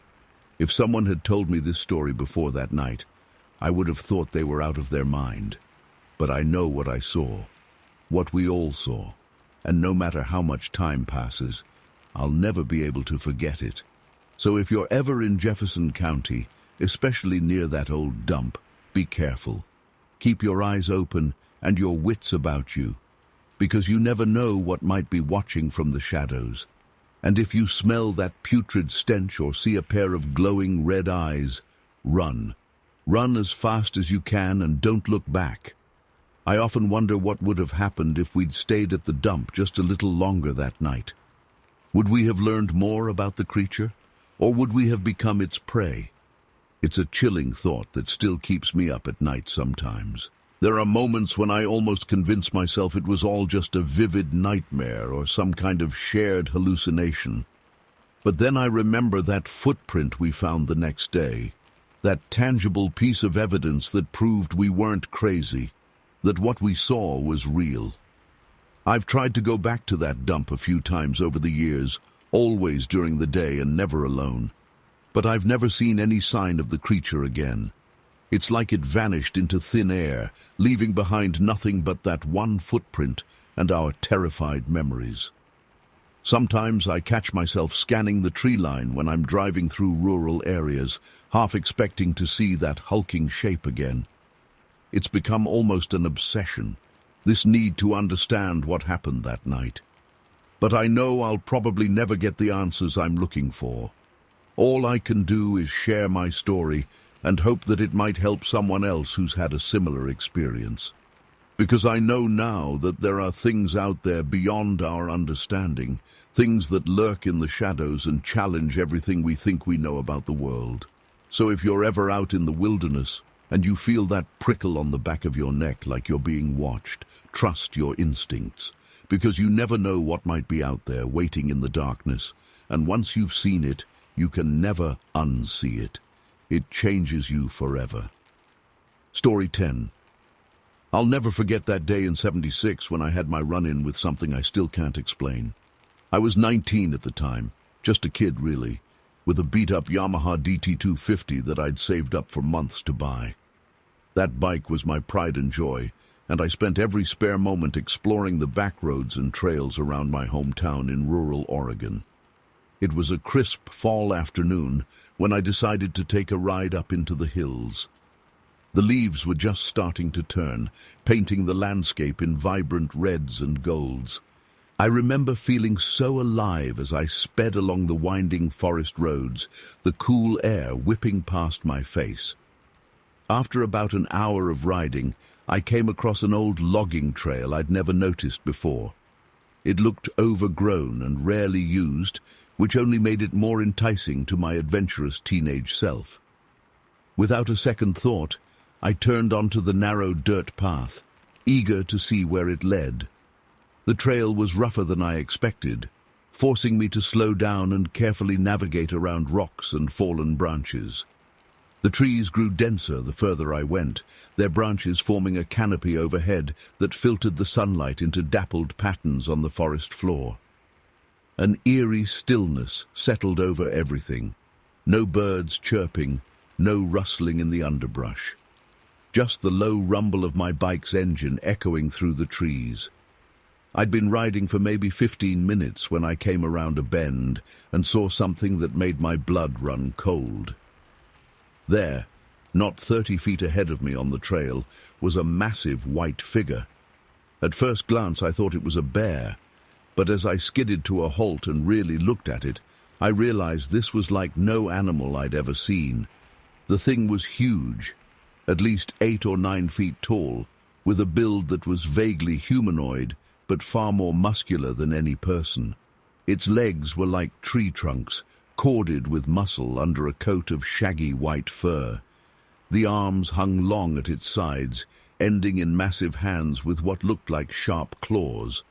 But it was the face that really got to me. The head was oddly triangular, tapering to a pointed chin. And those eyes, God, those eyes. They were jet black and gleaming with a predatory intelligence that sent chills down my spine. This was no dumb animal. There was a cold, calculating awareness in that gaze that froze me in place. For what felt like an eternity, we just stared at each other. I was too terrified to move, my hands clenched on the bike's handlebars so tightly my knuckles were white. The creature regarded me with an almost curious expression, its head tilted slightly to one side. I got the unnerving sense it was sizing me up, deciding whether I was prey or not. Then, in a movement so fast I almost missed it, its lips peeled back to reveal rows of gleaming, dagger-like teeth. It wasn't quite a snarl, more like a threatening display. A clear message, back off, or else. I didn't need to be told twice. My self-preservation instinct finally kicked in, and I gunned the engine, preparing to get the hell out of there. But before I could, the creature turned and loped off into the forest with surprising grace for something so large. In a few bounds, it had vanished into the shadows between the trees. For a moment I just sat there, heart pounding, trying to process what I'd just seen. Part of me wanted to follow it, to prove to myself that it was real. But a larger part just wanted to get as far away as possible. I chose the latter, turning my bike around and racing back down the trail at breakneck speed. I didn't slow down until I hit the main road again. As the familiar scenery flashed by, I tried to make sense of the encounter. What the hell was that thing? It wasn't a bear or a mountain lion or any other animal native to the area. The intelligence in its eyes, the almost human-like posture. Could it have been some kind of undiscovered primate? The legendary Bigfoot. I'd always scoffed at Bigfoot stories before, dismissing them as the delusions of attention seekers and conspiracy nuts. But after what I'd just experienced, I wasn't so sure anymore. The image of that creature was seared into my mind. The massive white form, those piercing black eyes, those wicked teeth. It was like something out of a nightmare, except I knew I'd been wide awake. When I finally made it home, I was a mess. My parents immediately knew something was wrong. I must have looked like I'd seen a ghost. I considered telling them what had happened, but I knew they'd never believe me. Hell, I barely believed it myself. So I just mumbled something about almost wiping out on a sharp turn and went to my room. That night, I tossed and turned for hours, unable to shake the feeling of being watched. Every time I closed my eyes, I saw that creature's face, those teeth bared in a silent threat. I kept imagining it was right outside my window, waiting for me. It was ridiculous, I knew, but the fear felt very real. Over the next few days, I scoured the local newspapers and listened intently to town gossip, half expecting to hear reports of monster sightings or mysterious animal attacks. But there was nothing. Life went on as normal for everyone else, while I grappled with the knowledge that there was something inhuman lurking in our forests. I thought about reporting what I'd seen to the police or Forest Service, but I knew how it would sound. A teenager claiming to have seen a giant white Bigfoot-like creature. They'd laugh me out of the station, and the last thing I wanted was to become the town crackpot, known for spinning wild tales. So I kept it to myself, but the experience changed me. I became more cautious, always scanning the tree line when I was out in nature. I still rode my bike, but I stuck to well-traveled roads and never ventured down unknown trails again. The thrill of exploration had been replaced by a constant low-level anxiety. For weeks afterward, I had vivid nightmares about the encounter. In my dreams, the creature would chase me through endless dark forests, always just a step behind. I'd wake up in a cold sweat, heart racing, half convinced it was in my room. It got so bad that I started having trouble sleeping, afraid to close my eyes. As time passed, the intensity of the memory faded somewhat, but I never forgot.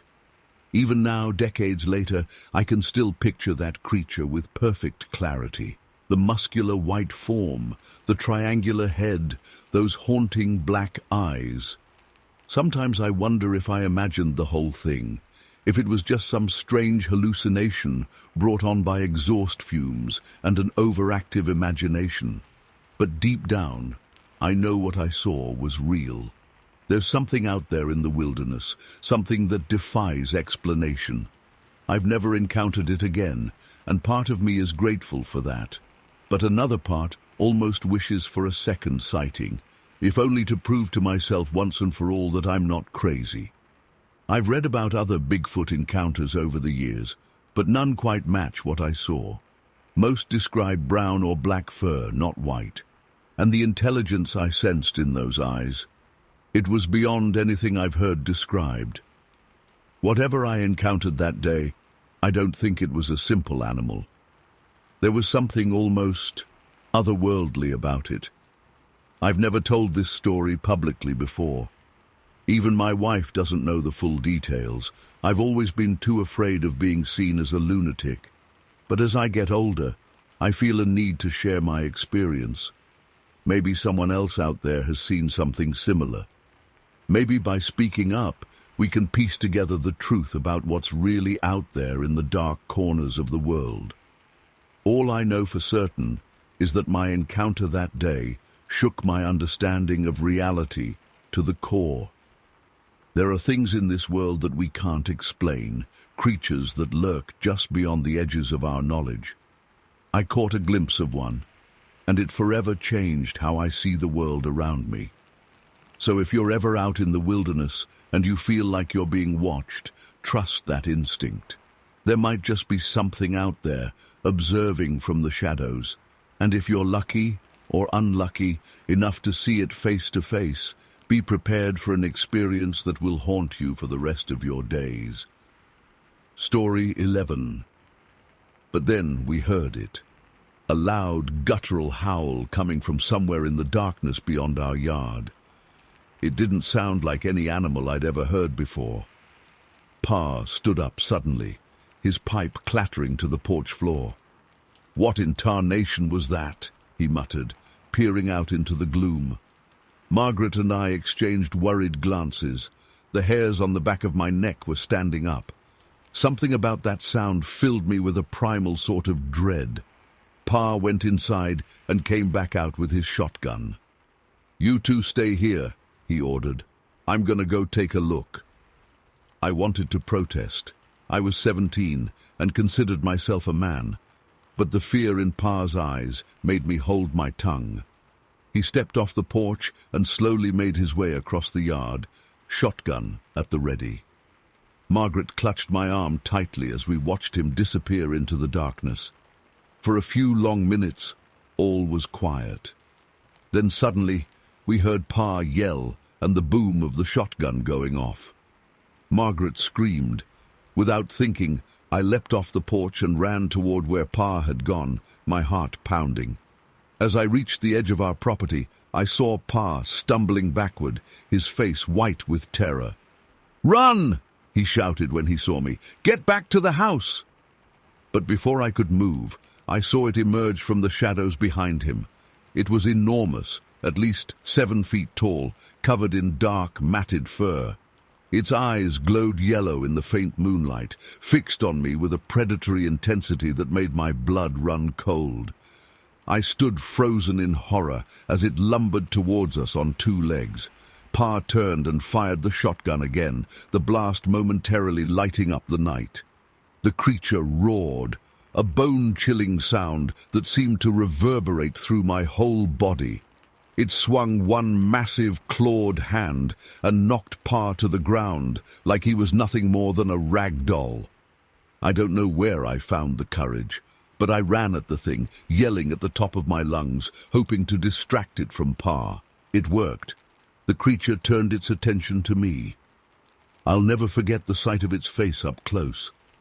It was like some horrible mix between an ape and a wolf, with a protruding snout full of sharp teeth. The stench of its hot breath made me gag. Its hand shot out and grabbed my arm. The strength was unbelievable. I felt like a mouse in the grip of a cat. It yanked me off my feet, and I felt a sickening pop as my shoulder dislocated. The pain was blinding. I screamed, certain I was about to die. But then another shotgun blast rang out. Margaret was on the porch, Pa's spare gun in her hands. She'd always been a better shot than me. The creature dropped me and let out another ear-splitting roar. I crumpled to the ground, cradling my injured arm. Through tears of pain, I saw the monster turn and lumber off into the woods. Pa was slowly getting to his feet, blood trickling from a gash on his forehead. Margaret ran to us, still clutching the shotgun. What was that thing?" she asked, her voice shaking. Pa just shook his head, his face ashen. "I don't know," he said, "but we need to get inside, now." We spent a sleepless night huddled in the house, jumping at every little sound.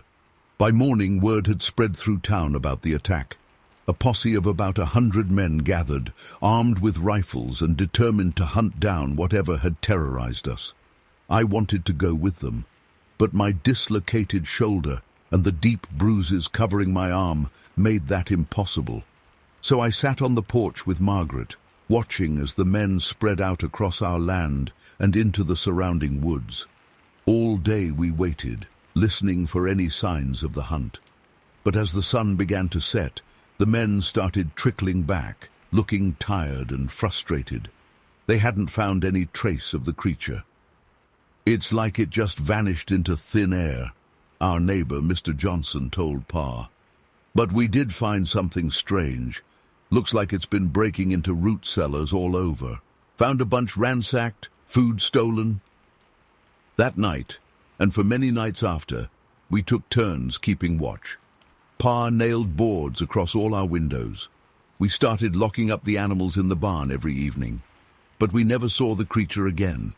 Over the next few weeks, we heard more reports of food cellars being broken into, not just in our town, but in others nearby too. But the attacks stopped as suddenly as they'd begun. By harvest time, life had mostly returned to normal, though none of us ever felt quite as safe as we had before. To this day, I don't know what that thing was. Some folks say it must have been a bear, but I know what I saw. No bear stands 7 feet tall on 2 legs or has a face like that. Others whispered about it being some kind of wild man or Bigfoot creature, but those were just stories, right? All I know is that sometimes, when I'm out in the fields and the wind is blowing just right, I think I can hear that awful howl in the distance, and every time it makes me want to run inside and lock all the doors, just like we did that terrible night so long ago. I've never told many people about what happened. Who'd believe it? But I know what I saw, what I felt. That creature was real, and the memory of it still haunts my dreams. I just hope I never have to face anything like it ever again. Story 12. Suddenly, our headlights illuminated something ahead, a figure running along the side of the road. At first I thought it was a person, maybe a hitchhiker, or someone whose car had broken down. But as we got closer, I realized something wasn't right. The figure was completely naked, which made no sense given how cold it was. And its movements were strange, not quite human. It was sprinting at an incredible speed, faster than any person should be able to run. "What the hell is that?" Mike said, leaning forward to peer through the windshield. I slowed the car down, both curious and unnerved. As we drew nearer, the headlights gave us a clearer view, and my blood ran cold. This was no human being. The creature was covered in light brown fur from head to toe. Its body was muscular and ape-like, with long arms that swung as it ran. But the face, that's what really got me.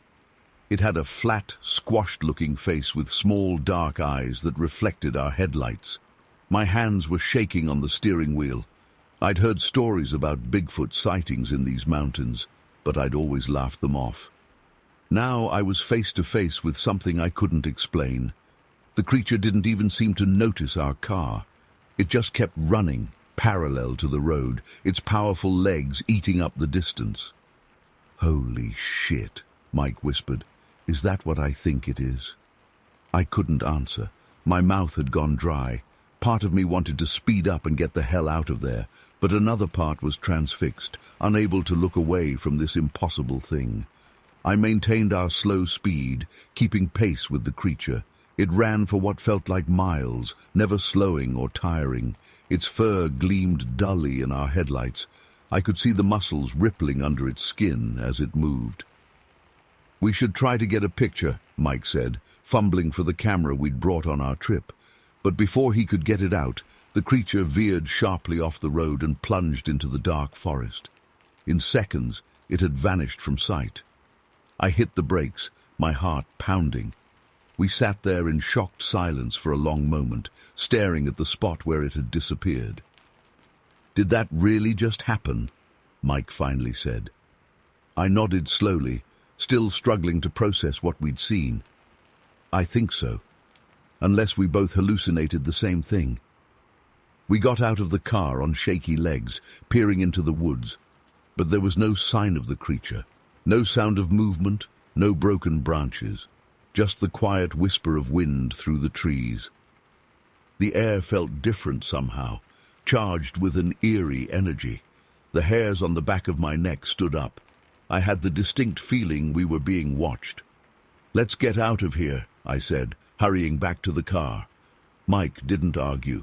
As we drove away, I kept glancing in the rearview mirror, half expecting to see the creature burst out of the trees behind us. But the road remained empty and still. We drove in tense silence for a while, both lost in our thoughts. Finally, Mike spoke up. "So, are we going to tell anyone about this?"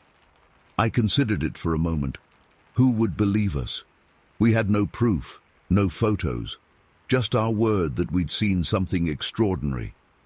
"I don't know," I said finally. "Maybe we should keep it to ourselves for now, at least until we figure out what to make of it." Mike nodded in agreement. "Yeah, you're probably right. People would think we were crazy." We lapsed back into silence. My mind was reeling, trying to rationalize what we'd witnessed. Could it have been a person in a costume? But no one could run that fast for that long. And the way it moved, it was too fluid, too natural to be fake. The rational part of my brain kept insisting there had to be a logical explanation. But deep down, I knew we'd encountered something beyond the realm of normal experience. As we neared town, Mike turned to me with a serious expression. "Hey man, whatever that thing was, I'm glad you were there to see it too. I don't think I could have handled that alone." I managed a shaky smile. "Same here, buddy." We made a pact that night to keep our experience secret, but over the years, it gnawed at me. I found myself researching Bigfoot sightings, poring over blurry photos and eyewitness accounts. Some dismissed it all as hoaxes and misidentifications, but I knew what I'd seen. That encounter changed me. It opened my eyes to the possibility that there are things in this world that defy explanation, things that lurk just beyond the edge of our everyday reality. To this day, I can close my eyes and see that creature with perfect clarity, its powerful stride, its gleaming fur, those dark, unknowable eyes. Sometimes I still have nightmares about it chasing me through endless dark forests. I've never seen anything like it again, but I know it's out there, somewhere in those mountains. And sometimes, on quiet nights, I find myself drawn back to that lonely stretch of highway. I park my car and stand in the darkness, listening to the wind in the trees. waiting, wondering if I'll ever catch another glimpse of the impossible. Story 13. I woke up in the middle of the night needing to use the bathroom. The cabin was dark and quiet, filled with the soft breathing and occasional snores of the other boys. I carefully climbed down from my top bunk, trying not to wake anyone. As I shuffled towards the cabin door in my pajamas and bare feet, I froze in my tracks. There, silhouetted in the doorway, was an enormous figure. My heart started racing as my eyes adjusted to the darkness. What I saw made my blood run cold. It was some kind of creature, impossibly tall, at least 8 or 9 feet. Its head nearly touched the top of the doorframe. But it wasn't human, not even close. The creature's head was oddly cone-shaped, tapering to a rounded point at the top. Its shoulders were massive, rippling with muscle beneath a coat of dark fur. In fact, its entire body was covered in shaggy brown hair. But it was the eyes that truly terrified me, glowing red and yellow in the darkness, fixed right on me. I wanted to scream, to run, to hide under my blankets, but I was paralyzed with fear, rooted to the spot. My heart was pounding so hard I thought it might burst out of my chest. I could hear blood rushing in my ears. Every instinct told me to flee, but I couldn't move a muscle. To my shock, the creature didn't seem aggressive. It just stood there, watching me with what almost seemed like curiosity. Its gaze was intense, but not threatening. It tilted its cone-shaped head slightly, as if studying me. I noticed its arms hanging at its sides. They were incredibly long, the hands nearly reaching its knees. For what felt like an eternity, we just stared at each other. I was trembling uncontrollably, tears silently rolling down my cheeks. I kept waiting for it to attack, to roar, to do something, but it remained eerily calm and quiet. Suddenly, there was a loud snore from one of the other bunks. The creature's head snapped in that direction, its strange eyes gleaming. In that instant, I found my ability to move again. I bolted back to my bunk and dove under the covers, squeezing my eyes shut and praying it was all just a nightmare. When I eventually worked up the courage to peek out again, the creature was gone. The cabin door was closed, everything looked normal, but I knew what I had seen. I lay awake the rest of the night, jumping at every little sound, terrified the creature would return. The next morning, I was a wreck. Dark circles under my eyes, jumpy and on edge. When the counselors asked if I was feeling okay, I broke down crying. Through my sobs, I tried to explain what had happened, but they just exchanged worried glances and assured me it was just a bad dream. No one believed me. The other boys in my cabin swore they hadn't seen or heard anything unusual that night. The counselors searched the area around our cabin, but found no signs of any large animal. They told me I must have been sleepwalking or having a particularly vivid nightmare. But I knew the truth. That creature had been real as anything I'd ever seen. Its glowing eyes and cone-shaped head were burned into my memory. The way it had silently watched me, curious but unafraid. It wasn't human, and it wasn't any animal I'd ever heard of. As the days went on, I became increasingly paranoid. I refused to sleep in the cabin, insisting on staying in the main lodge instead. I wouldn't go anywhere alone, especially not at night. The counselors were concerned about my behavior, but chalked it up to homesickness and an overactive imagination. I begged my parents to come pick me up early, but they encouraged me to stick it out.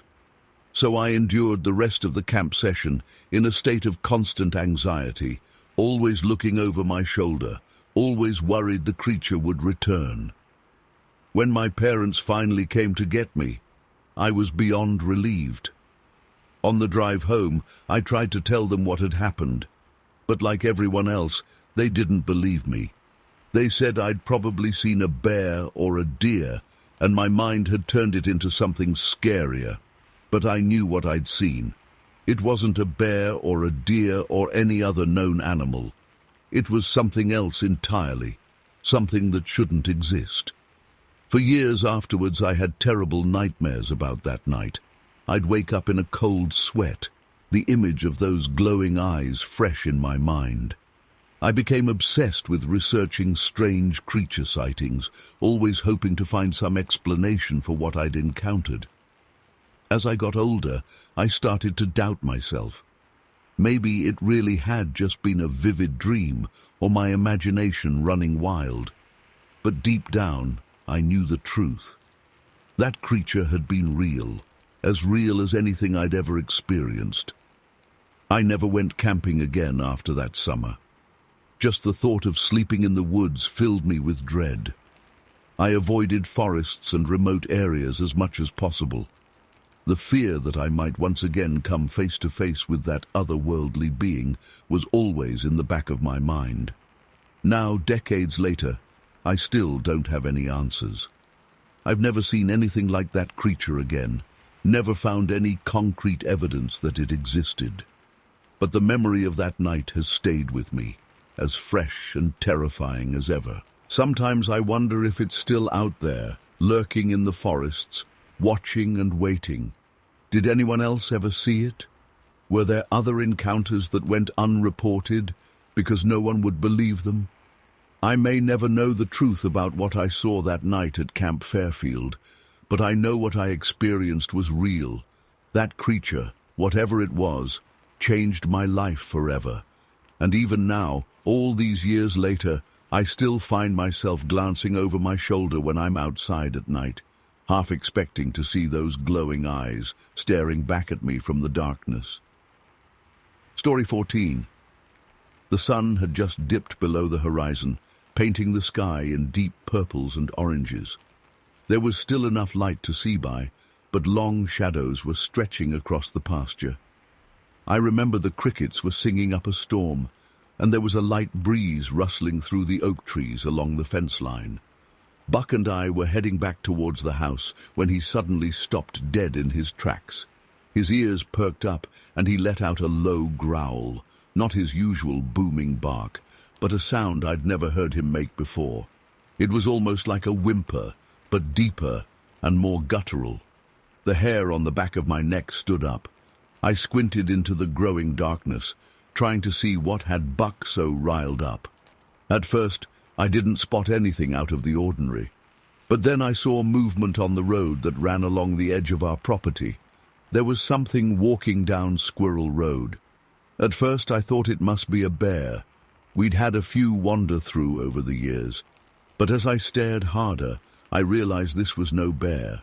It was walking on two legs, for one thing, and it was huge, at least 7 or 8 feet tall. My blood ran cold as I realized I was looking at some kind of massive, hairy humanoid creature. It moved with a fluid, rolling gait, almost graceful despite its bulk. Long arms swung at its sides, nearly touching the ground. I stood there, frozen, unable to look away. Buck was trembling beside me, letting out little whines of fear. I'd never seen him act like that before. This dog who'd faced down angry bulls without flinching was terrified. The creature suddenly stopped walking and turned its head in our direction. Even from a couple 100 yards away, I swear I could feel its eyes boring into me. A jolt of primal fear shot through my body. Every instinct screamed at me to run, but I couldn't move a muscle. For a long moment we just stared at each other across the field. Then the thing did something that still haunts my dreams to this day. It stepped right up to our electric fence, the same fence that had knocked me on my ass more than once when I accidentally brushed it. Without hesitating, it pushed right through the fence. No reaction at all to the thousands of volts coursing through the wires. It was like the electricity didn't even register. Once it was through the fence, the creature paused again and looked directly at me and Buck. A low rumbling sound drifted across the field, not quite a growl, but deep and resonant. I felt it in my chest more than heard it. Buck let out a pitiful yelp and took off running for the house, but I still couldn't move. I was rooted to the spot, my heart pounding so hard I thought it might burst. The thing tilted its head, almost curiously, still staring right at me. Then, in the blink of an eye, it turned and loped off into the trees with surprising speed and agility for something so large. Within seconds, it had vanished into the shadows. I don't know how long I stood there, shaking like a leaf. Eventually, I managed to stumble back to the house on wobbly legs. I found Buck hiding under the porch, still whimpering. It took days before he'd venture out into the yard again. I didn't sleep a wink that night. I kept replaying what I'd seen over and over, trying to make sense of it. Was it some kind of escaped gorilla? A man in a costume? But I knew deep down it wasn't anything that simple. The next morning, I went out to check the fence where the creature had pushed through. There wasn't a mark on it. No bent wires, no fur caught in the barbs. If I hadn't seen it with my own eyes, I never would have believed anything had passed through there. I spent the next few weeks in a daze, jumping at every shadow and sound. I scoured the newspapers for any mention of strange sightings, but there was nothing. I thought about reporting what I'd seen, but who would believe me? I could barely believe it myself. As the days passed, I started to wonder if I'd imagined the whole thing. Maybe it was some kind of hallucination brought on by heat exhaustion or something.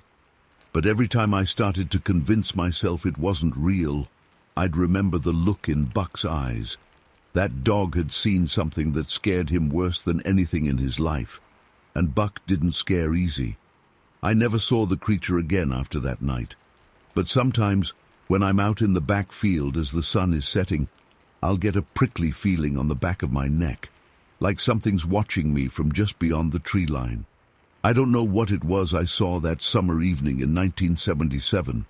Some folks around here whisper about Bigfoot, but I'm not sure I believe in all that.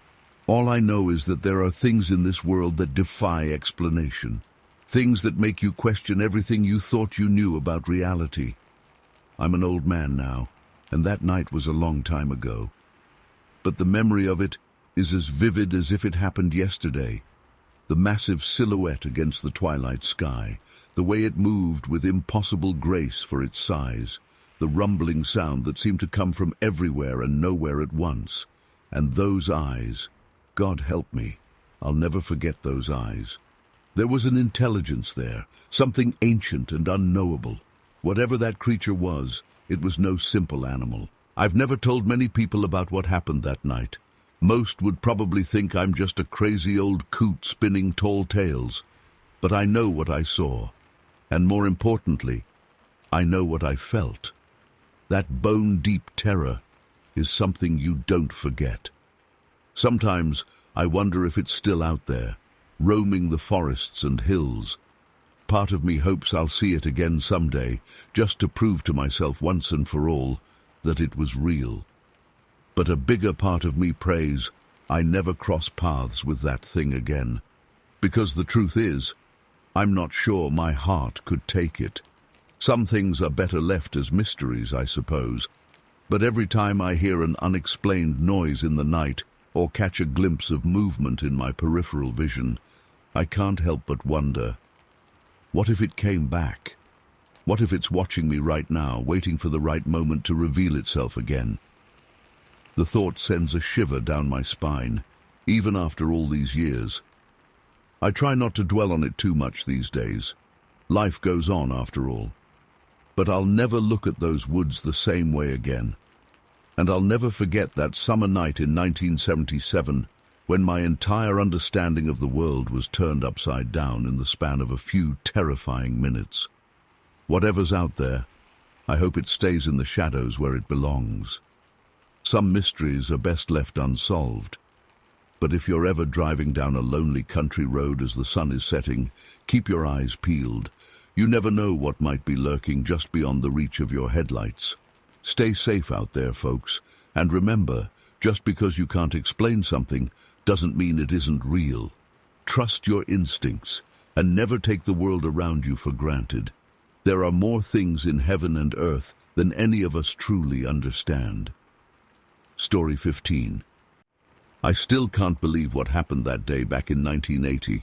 It's been over 40 years, but the memory is seared into my mind like it was yesterday. I've replayed those few seconds over and over, trying to make sense of it, but I still don't have any answers. It was a crisp autumn morning in early October. My buddy Tom and I had driven out to this secluded lake near the Mississippi River for our annual fishing trip. We'd been coming to this spot for years. It was quiet, peaceful, and the fishing was usually pretty good. We got an early start that day, leaving Tom's place around 4 a.m. to make the 2-hour drive. The sun was just starting to peek over the horizon as we pulled up to our usual spot on the lakeshore. There was a light mist hanging over the water, and you could smell that distinctive autumn scent of decaying leaves in the air. We unloaded our gear from Tom's old pickup truck and started setting up our rods and tackle. It was chilly enough that I could see my breath, so I pulled on an extra flannel shirt over my t-shirt. Tom and I didn't talk much. We'd done this routine so many times over the years that we had it down to a science. Once we had everything ready, we climbed into Tom's small aluminum boat and pushed off from shore. The only sounds were the soft lapping of the water against the hull and the occasional call of a loon out on the lake. It was utterly still and quiet otherwise. We motored out to our favorite fishing spot, cut the engine, and dropped anchor. For the next couple hours, we fished in companionable silence, occasionally exchanging a few words about the unseasonably cold weather or wondering aloud if the fish were biting elsewhere on the lake. By mid-morning, we'd caught a few decent-sized bass, but nothing spectacular. The mist had burned off, and it was shaping up to be a gorgeous fall day. I remember thinking how lucky we were to have this little slice of nature all to ourselves. We hadn't seen another soul all morning. Around 10:30 or so, we decided to try our luck in a different spot. Tom fired up the outboard motor and we cruised along the shoreline, looking for a promising area.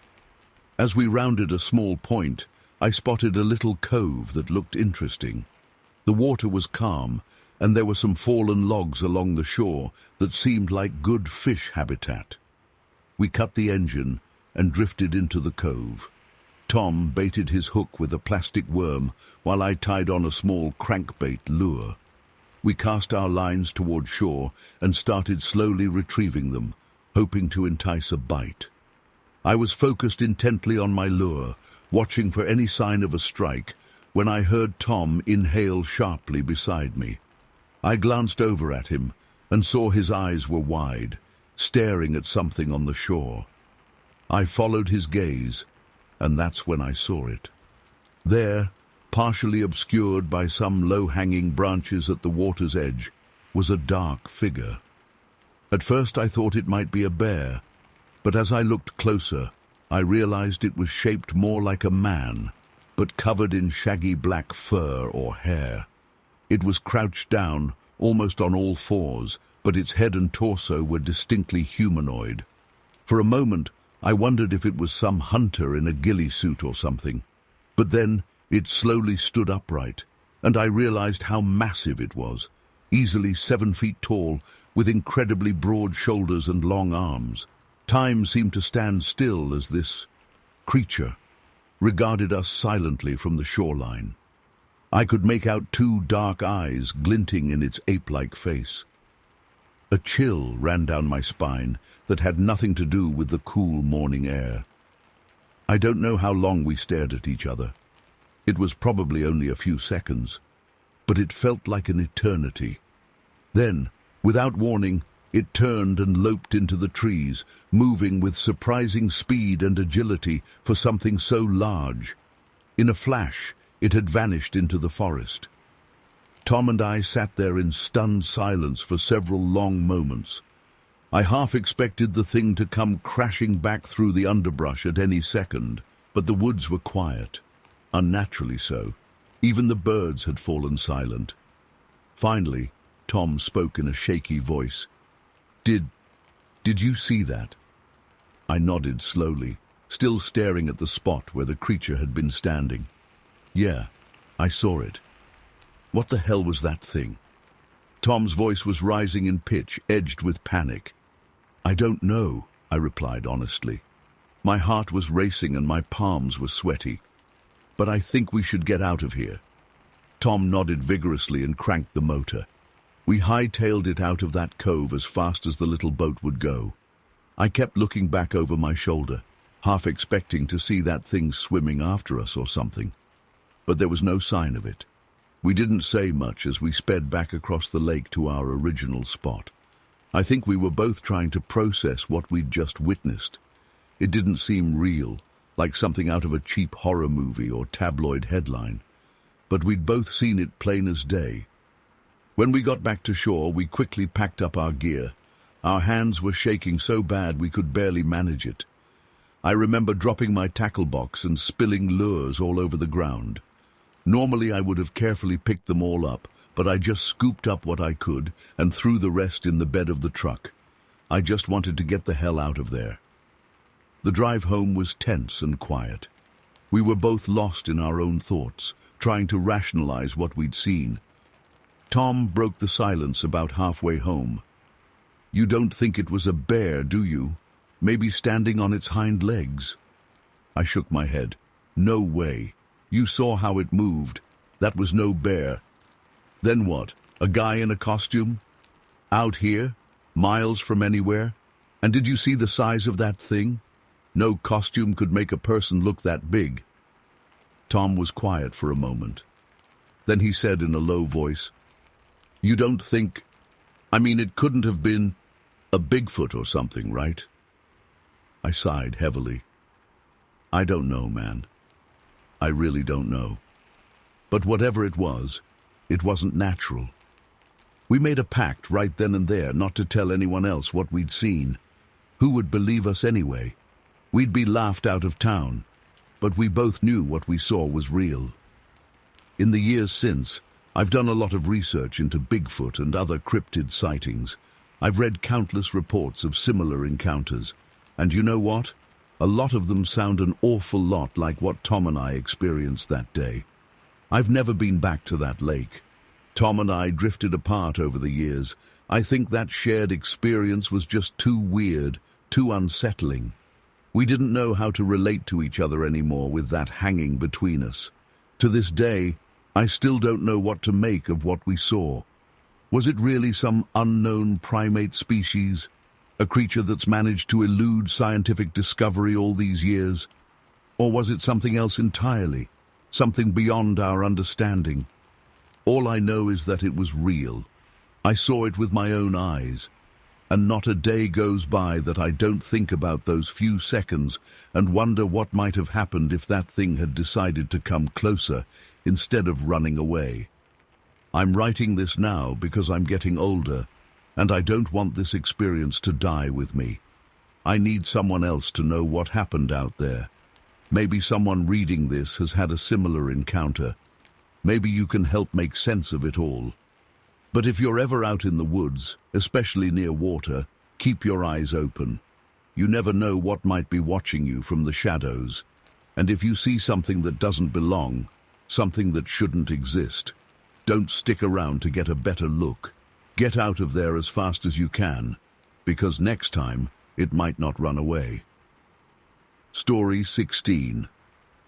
I still remember that day like it was yesterday, even though it happened over 40 years ago when I was just 13. It was the summer of 1980, and my mom, aunt, and I had gone on our annual fishing trip to the Rio Branco. We'd been going there for years. It was a family tradition, a chance to get away from the city and enjoy some peace and quiet in nature. The day started out normal enough. We woke up early, had a quick breakfast at our little campsite, and then headed down to the river with our fishing gear. It was a beautiful morning. The sun was just starting to peek through the trees, and there was a light mist hanging over the water. I remember feeling excited as we baited our hooks and cast our lines into the gently flowing river. For the first few hours, everything was great. We caught a few small fish, nothing too impressive, but enough to keep things interesting. My mom and aunt were chatting and laughing, sharing stories and catching up like they always did on these trips. I was content just to sit there, enjoying the sounds of nature and the cool breeze coming off the water. But then, around midday, things started to feel off. I can't really explain it, but there was this sudden heaviness in the air, like the whole forest was holding its breath. The birds went quiet, and even the insects seemed to stop buzzing. At first I tried to ignore it, telling myself I was just being paranoid. But then I heard it, a deep, rumbling sound coming from the tree line behind us. I turned to look, but I couldn't see anything through the dense foliage. "Did you guys hear that?" I asked, my voice sounding small and scared even to my own ears. My mom and aunt exchanged glances, then shook their heads. "Hear what, honey?" my mom asked, but I could tell from her tone that she was just trying to keep me calm. I was about to explain when I heard it again, a low, guttural growl that made the hair on the back of my neck stand up. This time, I saw the bushes moving, like something big was pushing through them.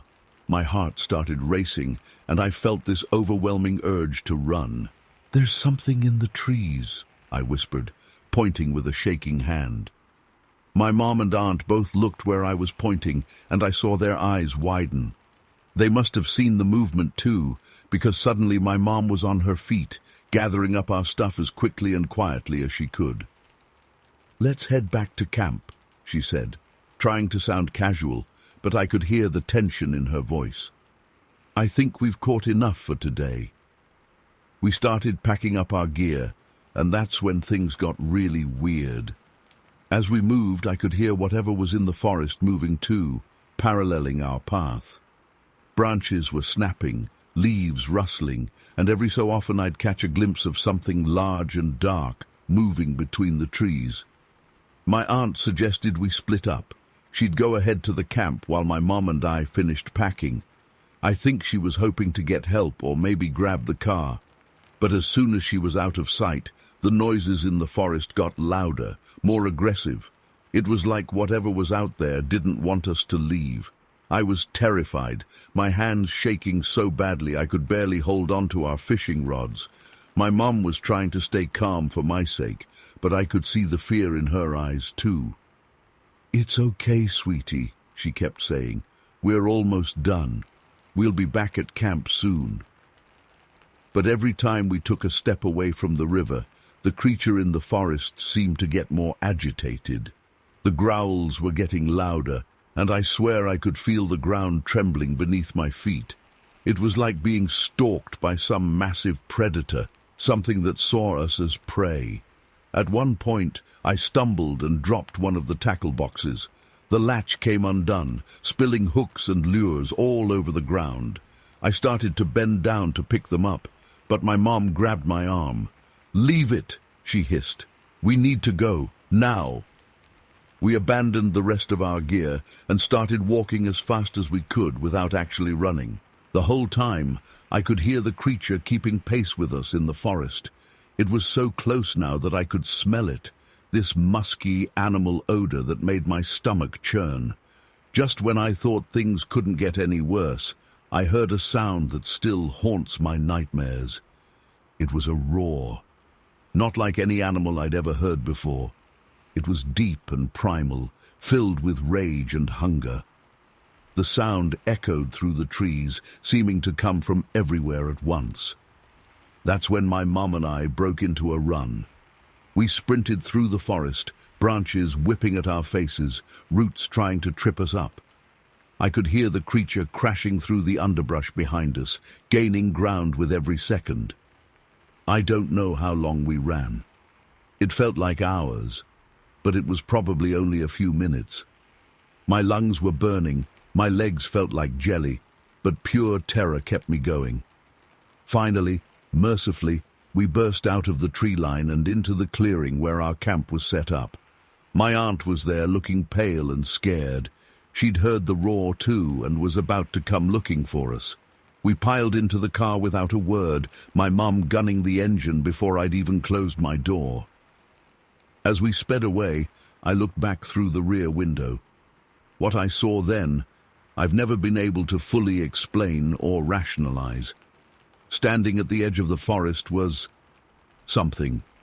It was huge, easily 7 or 8 feet tall, and covered in dark, matted fur. Its arms were long, hanging down almost to its knees, and its head, its head was massive, with a sloped forehead and eyes that seemed to glow in the shadows.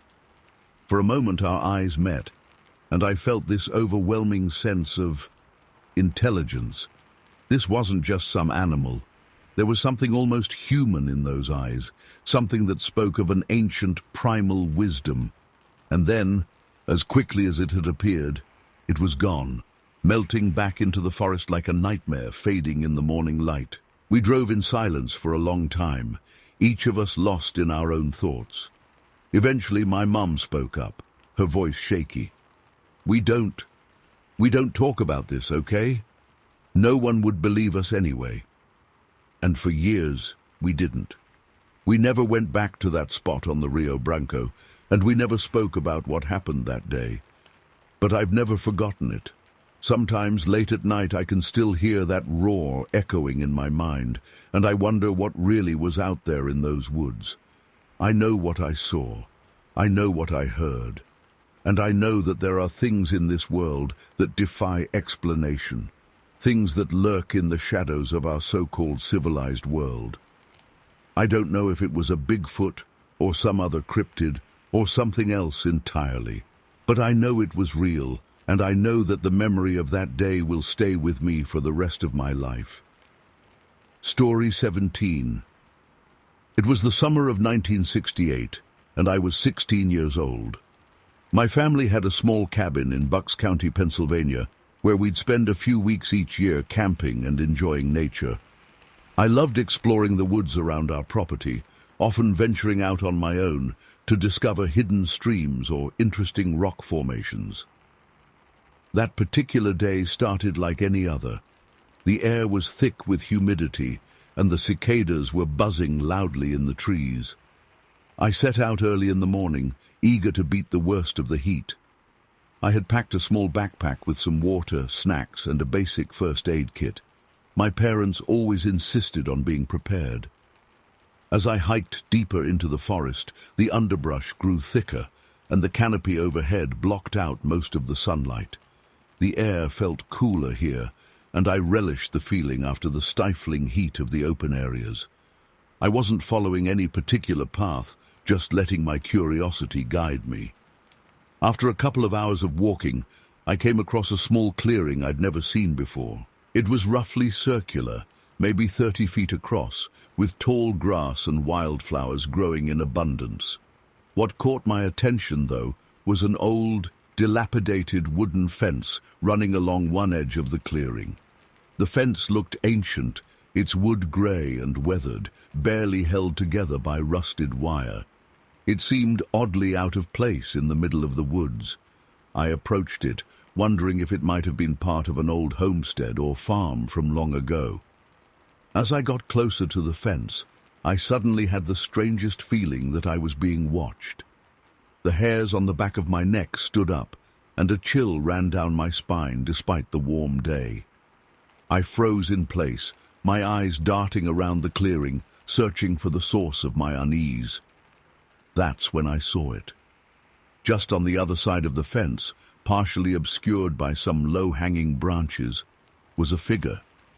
At first, I thought it might be another hiker, but as my eyes focused, I realized this was no human. The creature was short, probably around 5'5" tall. Its body was covered in what looked like short, coarse fur of a light brown color. But its face, its face is what has stayed with me all these years. The face was almost perfectly round, like a basketball, but completely hairless. The skin was a lighter shade of brown than its body, almost tan. But it was the eyes that truly terrified me. They were wild, feral, darting back and forth constantly, as if taking in everything around it at once. There was an intelligence in those eyes, but it wasn't human. It was something other. The creature had its hands, if you could call them that, resting on top of the fence. They looked more like paws, with long, curved claws that dug into the weathered wood.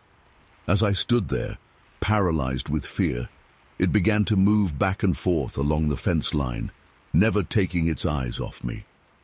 I don't know how long we stood there, locked in this bizarre standoff. It could have been seconds or minutes. Time seemed to lose all meaning.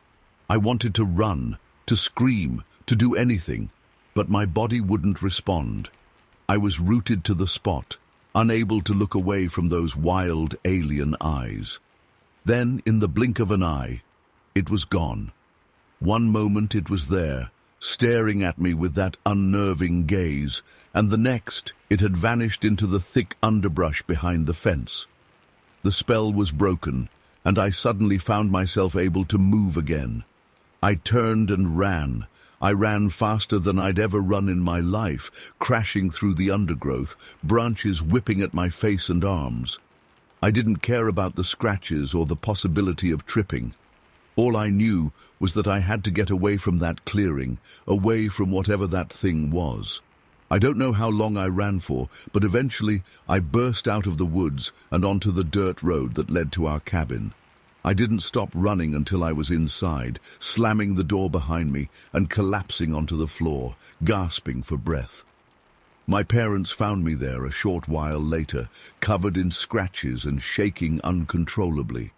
They thought I'd been attacked by an animal or fallen and hurt myself. I tried to tell them what I'd seen, but the words wouldn't come. How could I describe something so impossible, so outside the realm of normal experience? In the end, I told them I'd gotten lost and panicked. They seemed to accept this explanation, chalking up my extreme reaction to teenage dramatics. But I knew the truth, and it terrified me. That night, as I lay in bed trying to sleep, every creak of the cabin and rustle of leaves outside made me jump. I kept imagining those wild eyes peering in through my window, those clawed hands scratching at the glass. Sleep, when it finally came, was filled with nightmares of being chased through endless dark forests by something I couldn't quite see but knew was there. The next day, my dad and some of the other men from nearby cabins went out to search the area where I'd been. They found nothing, no tracks, no strange creature, not even the old fence I'd described. They concluded I must have gotten turned around and imagined things in my panic. But I know what I saw. That creature was real as the trees and the sky and the ground beneath my feet. I've spent years trying to rationalize it, to convince myself it was just a bear or some other animal that my frightened mind transformed into something more sinister. But deep down, I know that's not true. I've never gone back to that part of the woods. My family continued to visit the cabin for a few more years, but I always found excuses to stay close to the building, never venturing far into the trees. Even now, decades later, I can't bring myself to go hiking or camping. The thought of being alone in the woods fills me with a primal dread I can't shake. I've done research over the years, trying to find any reports of similar sightings in the area. There are stories, of course, legends of strange creatures in the forests of Pennsylvania. Some call it Bigfoot, others have different names, but none of the descriptions quite match what I saw that day. Sometimes, late at night when I can't sleep, I find myself wondering about that creature. Was it alone, or are there more of them out there? How long have they been living in those woods, hidden from human eyes? And most chilling of all, what would have happened if I had crossed that old fence into its territory? I don't expect anyone to believe me. Hell, most days I'm not sure I believe it myself. But I know what I saw, and I know that there are things in this world that defy explanation. That day in the woods of Bucks County changed me forever, opening my eyes to a reality I never knew existed. So if you're ever hiking in those woods and you get that feeling of being watched, if the hairs on the back of your neck stand up for no reason, don't ignore it. And whatever you do, If you see an old fence in a clearing where it has no right to be, turn around and walk away. Some mysteries are better left unsolved. Story 18. There were 5 of us that night. Me, Jake, Melissa, Chris, and Alyssa. We'd been friends since middle school and spent most of our free time together. The night started off like any other. We scaled the fence around 10 p.m., stripped down to our swimsuits, and jumped into the cool water. For about an hour, we swam and splashed around, trying to keep our voices down so we wouldn't attract attention. It was a clear night with a bright moon, casting an eerie glow over the pool area. The surrounding woods were pitch black beyond the pool lights. I remember feeling uneasy, like we were being watched. At first, I tried to shake it off, figuring it was just nerves about getting caught. But the feeling persisted. I kept glancing towards the tree line, straining to see if anything was out there. "Hey guys," I said, trying to keep my voice steady. "Does anyone else feel like, I don't know, like something's off?" Jake laughed it off. "Dude, you're just being paranoid. Relax." But Melissa looked concerned. "Actually, yeah, I've been feeling weird too, like there's eyes on us or something." We all fell silent for a moment, listening. The woods seemed unnaturally still and quiet, no crickets or frogs making noise like usual. Suddenly, Chris pointed towards the far end of the pool. "Holy shit, did you see that?" We all whipped around to look. At first I didn't see anything, but then a massive dark shape moved in the shadows just beyond the pool fence. My heart started racing. "What the hell is that?" Alyssa whispered. As we watched, frozen in place, the shape emerged into the moonlight. It was huge, at least 8 feet tall, and it was covered in thick, matted fur. 2 glowing eyes reflected the pool lights as it turned its head towards us. Time seemed to stand still as we all stared in shock.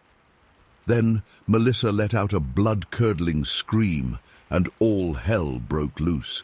We scrambled out of the pool, slipping on the wet concrete as we ran for our clothes and bags. I could hear heavy footsteps and branches snapping as the creature started moving along the fence line towards the gate. "Go, go, go!" Jake yelled as we sprinted for the parking lot where we'd left our bikes. In our panic, we split up.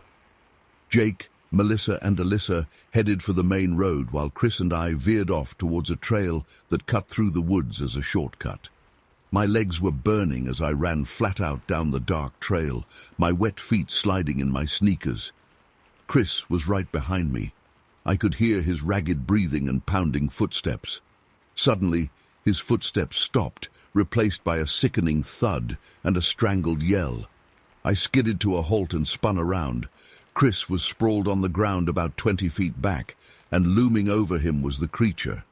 Up close, it was even more terrifying.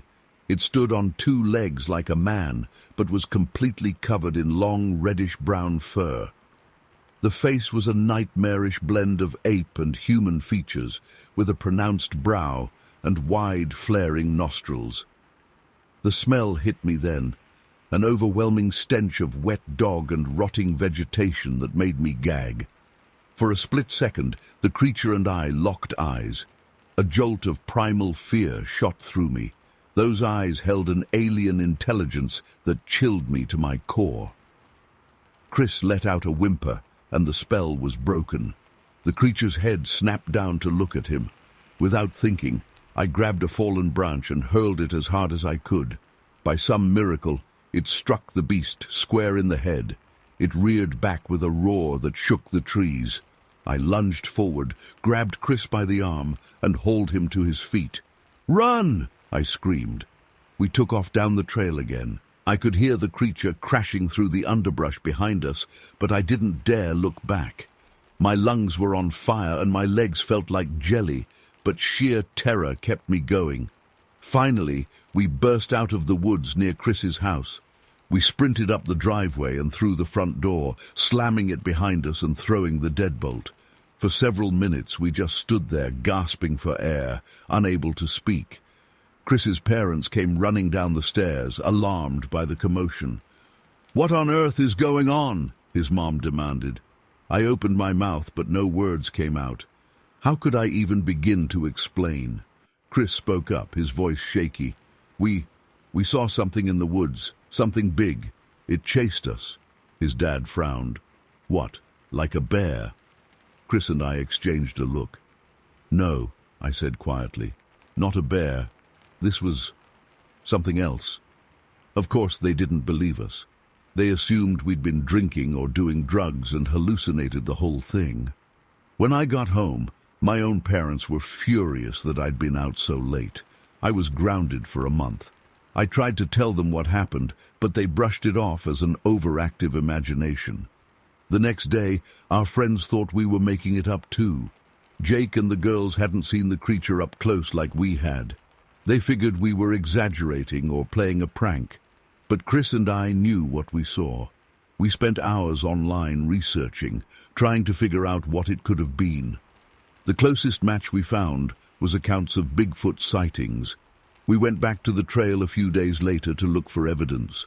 We found some broken branches and a few odd-looking tracks, but nothing conclusive. As the weeks passed, we started to doubt ourselves. Had it really happened? Or had our minds played some crazy trick on us? But then, about a month later, there was a news story about strange sightings and livestock attacks in a town about 50 miles away. The eyewitness descriptions matched what we'd seen perfectly. To this day, I'm not sure what that creature was or why it was at the pool that night. I've never seen anything like it again, but I know it was real. The terror I felt looking into those eyes is something I'll never forget.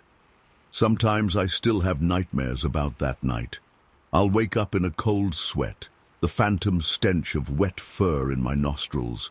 In my darker moments, I wonder if it's still out there somewhere, lurking in the shadows of the forest, waiting. I don't go swimming at night anymore, and I always keep one eye on the tree line just in case. Story 19. I'll never forget that summer day in 1980 when my buddy Mike and I went fishing at Horseshoe Lake, just outside of West Memphis. We'd been going there for years, but nothing could have prepared us for what we saw that afternoon. It was a hot, sticky day in late July. The kind of day where your shirt clings to your back and the air feels thick in your lungs. Mike and I had driven out early that morning in his old pickup, loaded down with our rods, tackle boxes, and a couple coolers of beer. We were hoping to catch some catfish, or maybe even a decent-sized bass if we got lucky. We found a good spot on the eastern shore of the lake, where some fallen trees created a nice shady area near the water. The fishing was slow-going at first, but we didn't mind. It was peaceful out there, with just the sounds of birds and the occasional splash of a fish jumping. As the day wore on, we drank a few beers and shot the breeze, talking about work, our families, the usual stuff. I remember feeling totally relaxed, a million miles away from the worries of everyday life. Looking back now, I almost wish we'd packed up and left right then, before things took such a bizarre turn. It was mid-afternoon when it happened. The sun was high overhead, beating down on us mercilessly. I had just cracked open another beer when something caught my eye at the edge of the woods across the narrow part of the lake, maybe 100 yards away. At first I thought it was just a shadow or trick of the light, but as I squinted and focused, I realized there was definitely something there, something big. "Hey, Mike," I said, nudging him. "You see that over there?" He looked up from baiting his hook. "See what?" "Over there, by those trees," I pointed. "Does that look like something to you?" Mike shielded his eyes and peered across the water. After a few seconds, his eyes went wide. "What the hell is that?" Now that we were both looking, I could make out more details. It was some kind of large, dark figure partially obscured by the vegetation. But it wasn't a bear or any other animal I recognized. This thing was standing upright, at least 7 or 8 feet tall. As we stared in stunned silence, I felt the hairs on the back of my neck stand up. There was something deeply unnerving about the way it was positioned, not quite hidden, but not fully visible either, like it was watching us. "Should we leave?" Mike whispered, his voice tight with tension. I started to respond, but at that moment the creature shifted slightly. In the dappled shadows of the trees, I caught a glimpse of matted, dark fur covering its massive frame. A chill ran down my spine as I realized we were looking at something that shouldn't exist, something that looked an awful lot like what people called Bigfoot. For several long seconds, we all just stayed frozen, Mike and I staring at the creature, and the creature seemingly staring back at us. I felt my heart pounding in my chest. Part of me wanted to run, but I was too shocked to move. Then everything happened at once. There was a sudden rustle of leaves and branches as the creature turned abruptly. I caught one last look at its broad, hairy back as it retreated into the woods with surprising speed and agility for something so large. Within moments, it had vanished completely into the thick foliage, leaving no trace behind. Mike and I looked at each other, eyes wide with disbelief. "Did you see that?" I asked shakily. He nodded, his face pale. "What the hell was it?" "I don't know," I said, "but it sure as hell wasn't a bear." We debated what to do next. Part of me was curious to go investigate, to see if we could find any tracks or other evidence, but a stronger part was telling me to get the hell out of there as fast as possible. In the end, the desire for self-preservation won out. We hurriedly packed up our gear, our hands shaking as we reeled in our lines and stuffed everything haphazardly into the truck.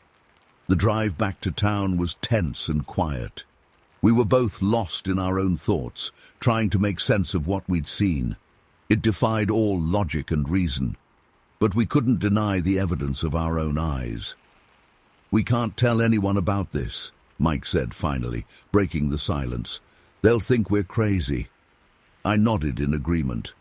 Who would believe us anyway? We had no proof, just our word. And a story about seeing Bigfoot while fishing would make us sound like we'd had way too many beers in the sun. So we made a pact to keep it between ourselves. But that didn't stop us from obsessing over it in private. For weeks afterwards, I found myself lying awake at night, replaying the encounter in my mind. I scoured newspapers and libraries for any information I could find on Bigfoot sightings in Arkansas. I learned there had been a few reported encounters over the years in the forests and swamps along the Mississippi. But nothing concrete, nothing that could explain what Mike and I saw that day. As time passed, I started to question my own memory. Had it really happened? Or was it some kind of shared hallucination brought on by heat and alcohol?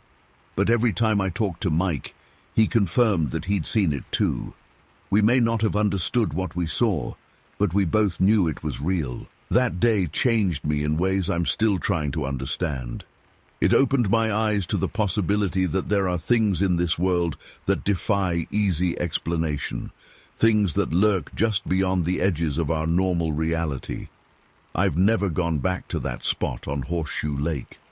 The memory is still too vivid, too unsettling.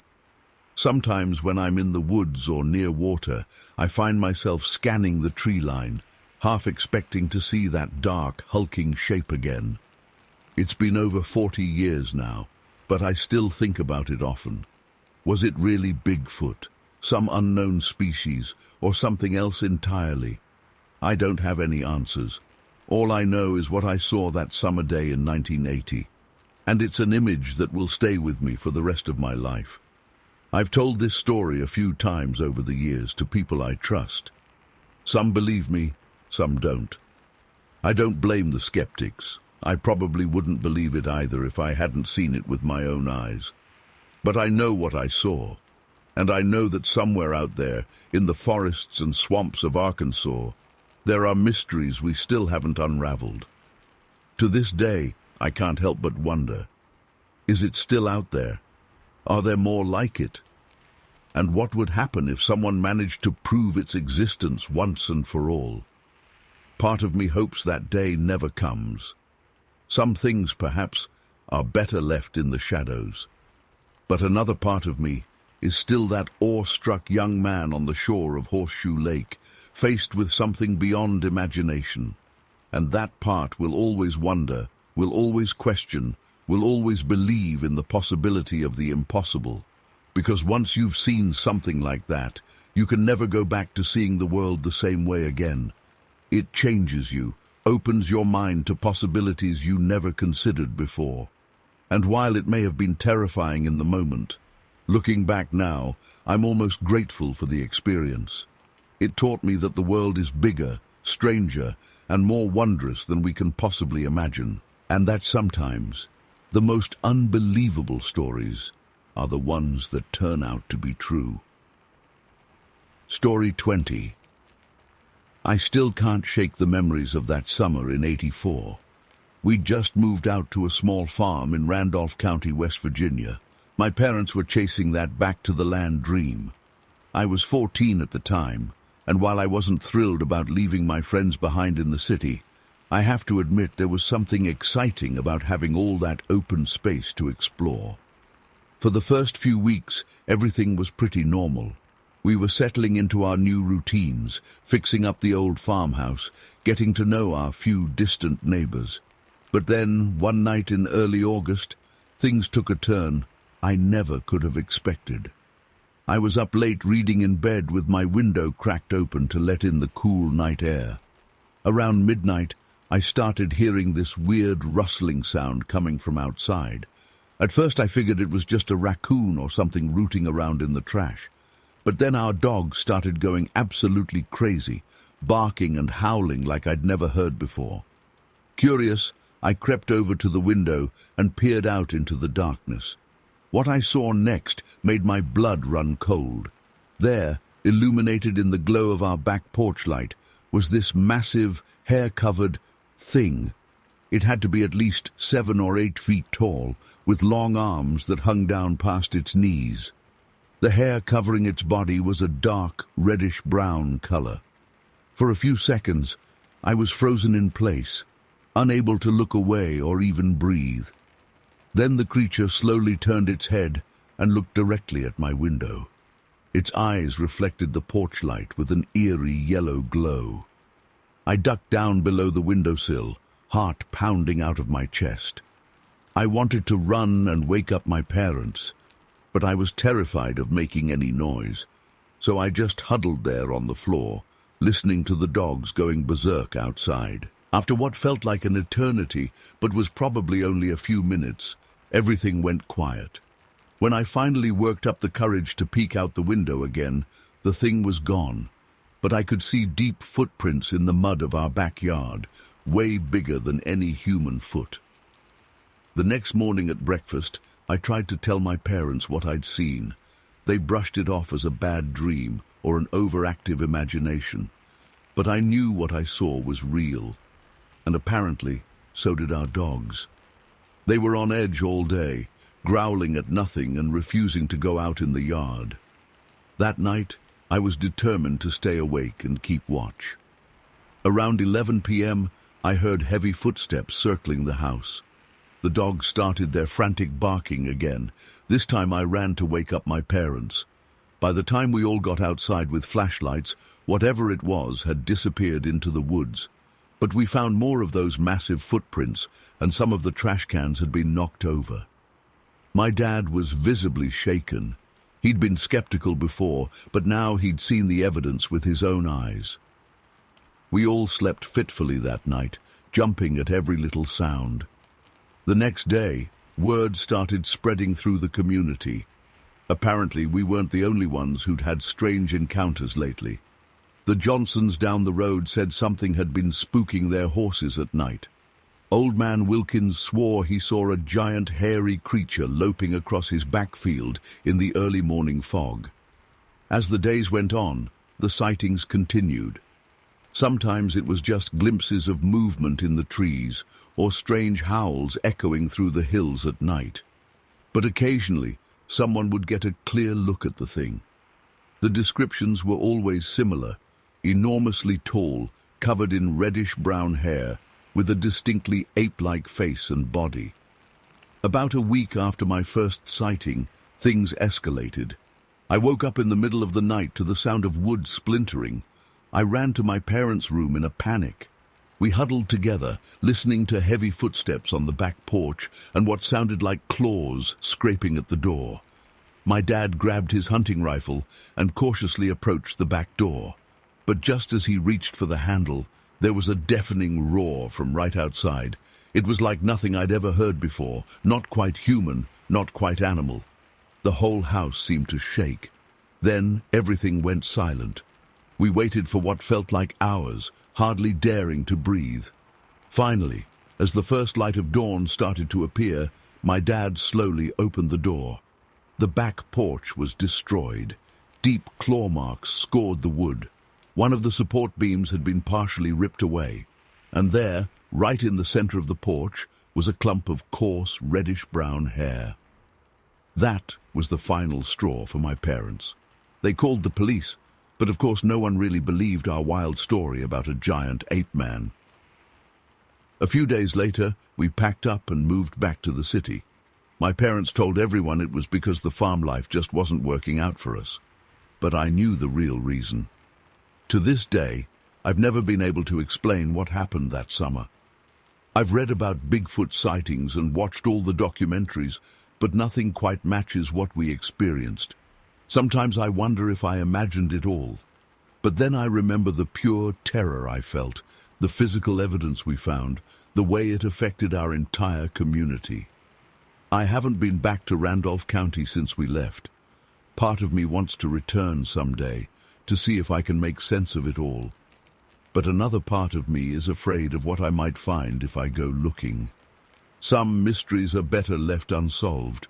All I know for certain is that something was out there in those hills, something that defied explanation, and the memory of those glowing eyes staring at me through my bedroom window still haunts my dreams to this day. Story 21.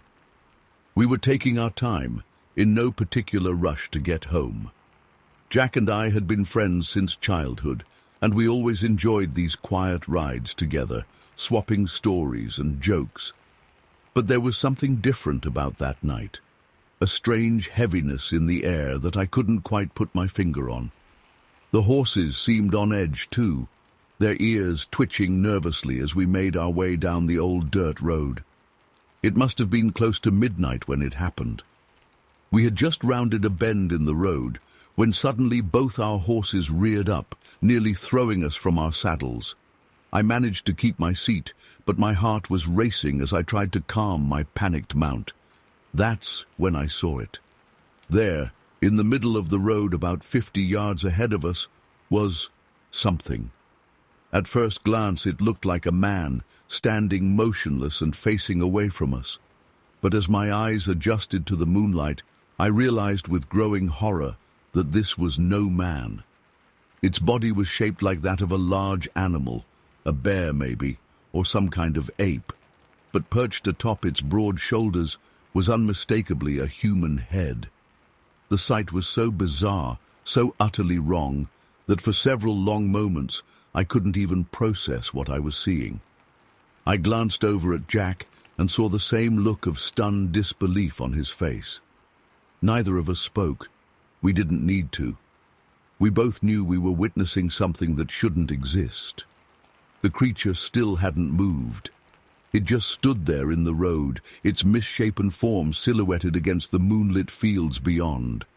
A voice in the back of my mind was screaming at me to turn and flee, but I found myself frozen in place, unable to look away from the nightmarish sight before me. Then, ever so slowly, it began to turn toward us. I felt the blood drain from my face as its features came into view. The head was undeniably human-like, but distorted somehow.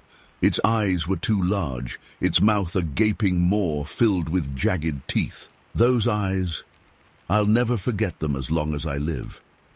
They seemed to glow with an otherworldly light as they fixed upon us.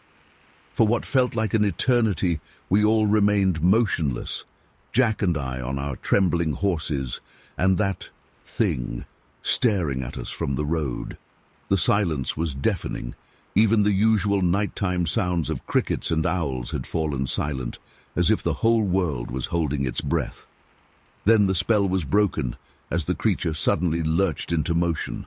With surprising speed for its bulky form, it turned and loped across the road toward a wooden fence that marked the edge of Old Man Johnson's property. What happened next, I still can't explain to this day. As the creature reached the fence, it didn't slow down or try to climb over. Instead, to my utter astonishment, it passed right through the solid wood as if it wasn't even there. One moment it was on our side of the fence. The next, it had melted through to the other side without breaking stride.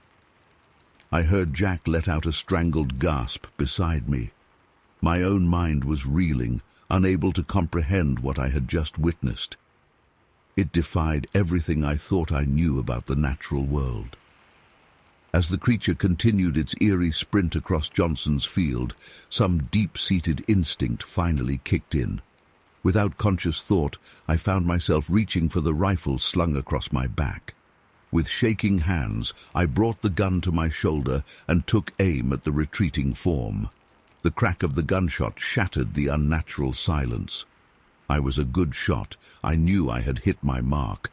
But the creature didn't even flinch. It just kept running as if nothing had happened. I fired again and again. Each time I was certain I had struck true, but it had no effect.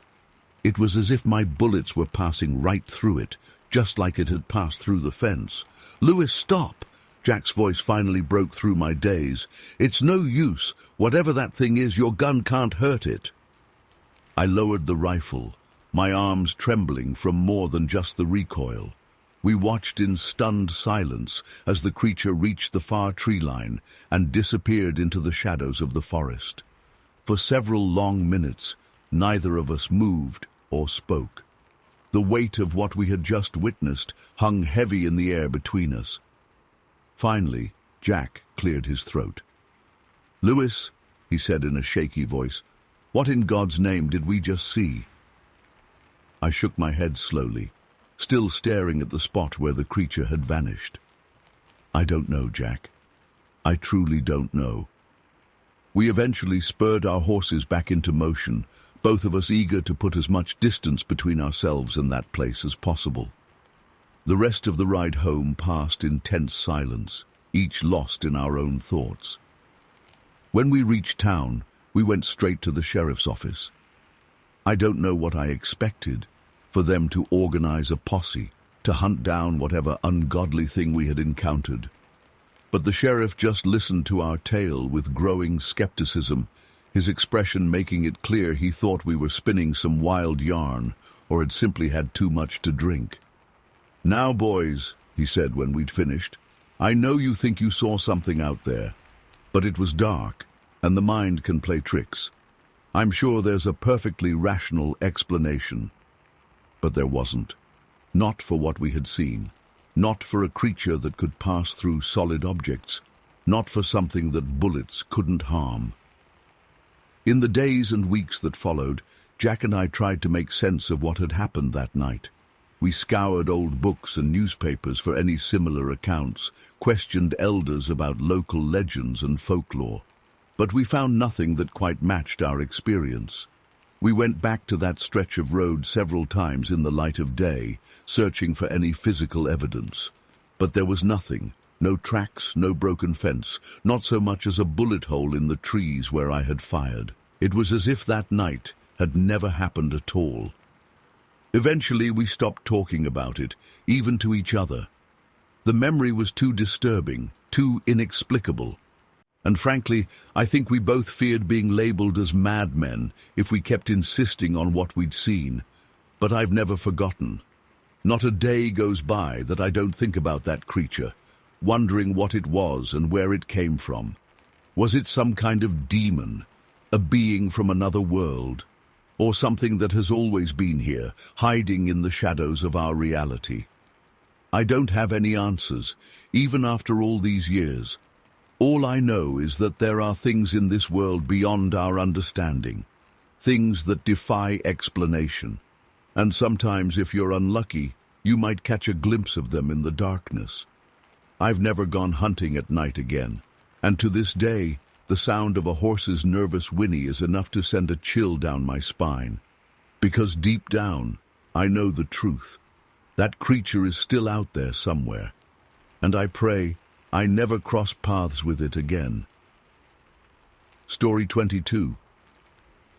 As I pedaled along the quiet dirt road leading out towards the campground, I felt relaxed and at peace. The sun was just starting to set, casting long shadows through the trees. Birds were chirping their evening songs, and a gentle breeze rustled the leaves. It was the kind of perfect summer evening that makes you grateful to be alive. I had no idea that in just a few short minutes, my entire world would be turned upside down. I was about a mile away from the campground when I first heard it. A deep, guttural growl coming from the woods to my right. I slowed my bicycle, peering into the gathering shadows between the trees. The hairs on the back of my neck stood up. Something felt very wrong. Suddenly, there was a loud crash of breaking branches. Before I could even react, an enormous dark shape came hurtling out of the forest, straight towards me. I caught a glimpse of matted fur, long arms, and glowing eyes, and then I was flying through the air as the creature slammed into my bicycle with incredible force. I hit the ground hard, the wind knocked out of me. Dazed and in pain, I scrambled backwards as the thing loomed over me. It was like nothing I'd ever seen before, over 7 feet tall, covered in dark fur, with a face that seemed to be a nightmarish mix of ape and man. The stench coming off it was overwhelming, like rotting meat and wet dog. Its eyes locked onto mine, filled with a terrifying intelligence and rage. Then it lunged for me with a roar that shook me to my very core. I threw my arms up instinctively as its massive hands grabbed me. The strength was unbelievable. It felt like being caught in a grizzly bear's grip. Claws dug into my skin as it started shaking me violently. My head snapped back and forth, teeth rattling in my skull. I was certain I was about to die. In desperation, I started kicking and thrashing with all my might. I managed to land a solid kick to its midsection, which seemed to surprise it. It loosened its grip for just a moment, but that was all I needed. I wrenched myself free and scrambled backwards. The creature let out another bone-chilling roar and started to charge at me again. Heart pounding, I fumbled for the small revolver I carried for protection. My hands were shaking so badly I could barely hold it. I fired 2 shots in rapid succession, the sound deafening in the quiet forest. I'm not sure if I actually hit it or if the gunshots just scared it, but the monster let out a pained howl and then turned and crashed back into the woods. The sounds of its retreat faded quickly, leaving me alone in the growing darkness. For several long moments, I just sat there in shock, struggling to process what had just happened. My whole body was trembling uncontrollably. I felt dizzy and nauseous, like I might pass out at any second. I couldn't seem to catch my breath. Eventually, survival instinct kicked in, and I knew I had to get out of there. My bicycle was a mangled wreck, so I had no choice but to start limping back towards town on foot. Every shadow and rustling leaf made me flinch. I kept the gun clutched tightly in my hand the whole way, terrified the creature would come back to finish me off. It took me over 2 hours to make it back to Bridgevale. By the time I stumbled into town, I was in a state of complete shock and exhaustion.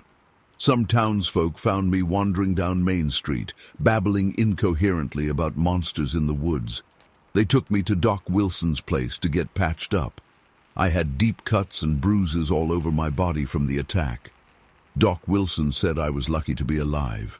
When I tried to explain what had happened, he assumed I'd been attacked by a bear and was just confused from the trauma. No one believed me when I insisted it had been something else entirely, something that walked on 2 legs like a man. In the days and weeks that followed, I struggled to come to terms with what I'd experienced. I had terrible nightmares every night. I couldn't shake the feeling of those inhuman eyes staring into mine, or the overwhelming strength as it shook me like a rag doll. The sound of that roar haunted me constantly. I tried to tell my story to the local authorities, but they just dismissed it as the ramblings of a man who'd suffered a head injury. A few of the old-timers in town muttered about legends of wild men in the mountains, but most people just thought I was crazy or making it all up for attention. Eventually, I stopped talking about it, but I never stopped thinking about it. That encounter changed me forever. I became paranoid and jumpy, always looking over my shoulder. I never went into the woods alone again. For years afterwards, I slept with a loaded shotgun by my bed. To this day, I still don't know exactly what attacked me that night. I've read about reported Bigfoot sightings over the years, and some of the descriptions match what I saw, but this thing seemed even more aggressive and terrifying than most Bigfoot stories. Whatever it was, I'm certain it wasn't any normal animal. I'm an old man now, and I know my time is growing short. That's why I finally decided to share my story. I don't expect anyone to believe me, but I swear on my life that every word is true. I'll never forget that summer night in 1901 when I came face to face with a monster in the woods outside Bridgevale. The memory of those glowing eyes and that inhuman roar will haunt me until the day I die. Sometimes I wonder if it's still out there, lurking in the forests, waiting for another unsuspecting victim to cross its path. I pray no one else ever has to experience the terror I did. But if you find yourself on a lonely road in the woods as night falls, keep your wits about you. You never know what might be watching from the shadows. Story 23. We set out just after dusk, our hunting dogs eager to pick up a scent. The air was crisp, and there was a light fog hanging low to the ground, not unusual for that time of year. We'd been out there countless times before, knew those woods like the back of our hands. But something felt off right from the start. The dogs were acting strange, jumpy and nervous instead of excited like usual. They kept whining and sticking close to our legs instead of ranging out ahead. Milton tried to get them going, but they just wouldn't cooperate. We pressed on anyway, figuring they'd settle down once we got deeper into the woods. About an hour in, we still hadn't picked up any raccoon trails. The dogs were getting more agitated by the minute, hackles raised and growling at shadows. I was starting to get an uneasy feeling in the pit of my stomach. The woods seemed unnaturally quiet, no owls hooting, no rustling in the underbrush. Just dead silence except for our footsteps and the dogs' anxious panting. We came to a small clearing and decided to take a break, get our bearings. As we stood there sipping from our canteens, I noticed movement out of the corner of my eye. I turned to look, but there was nothing there. Then I saw it again, just a flicker of motion in the trees at the edge of the clearing. "Hey, fellas, you see that?" I whispered. Milton and Taylor both shook their heads, peering into the darkness. Suddenly the dogs went berserk, barking and howling like I'd never heard before. They were straining at their leads, trying to bolt in the opposite direction of whatever they'd sensed. The fur on their backs was standing straight up. That's when we heard it, a low, guttural growl coming from the trees. It didn't sound like any animal I'd ever encountered. It was almost human, but not quite. My blood ran cold.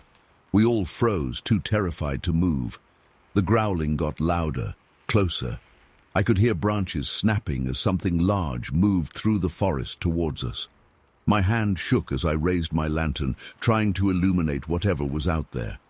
The beam of light caught a pair of eyes reflecting back at us, about 7 feet off the ground. They were huge and disturbingly human-looking. I'll never forget those eyes as long as I live, full of intelligence and malice. As the creature stepped into the clearing, my mind couldn't comprehend what I was seeing. It was massive, at least 8 feet tall, and covered in thick, matted fur. But the face, dear God, the face. It had distinctly human features, but twisted and elongated on an ape-like head. The mouth was full of sharp fangs, and its hands ended in wicked claws. We all cried out in terror. The dogs were in a frenzy, yelping and whimpering. Milton dropped his lantern, and it shattered on the ground, plunging us into darkness. I heard Taylor scrambling to get his rifle, but in his panic, he couldn't seem to load it. My own lantern flickered and went out as the creature let out an ear-splitting roar. I felt the wind of its movement as it charged towards us. Blind terror took over, and I ran, crashing through the underbrush. Branches whipped at my face as I fled deeper into the woods. I could hear Milton and Taylor's panicked shouts behind me, along with the creature's heavy footfalls in pursuit. I don't know how long I ran. My lungs were burning and my legs felt like lead. I tripped over a root and went sprawling. The wind knocked out of me. I lay there gasping, certain the monster was about to be upon me at any second. But the woods had gone silent again. No sound of pursuit, no growling or roaring, just the hammering of my own heart. I don't know how long I stayed there, curled up on the forest floor, too afraid to move. Eventually, I managed to get to my feet on shaky legs.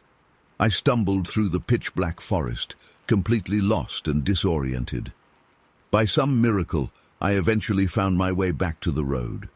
I made it home just as dawn was breaking, clothes torn and covered in dirt and scratches.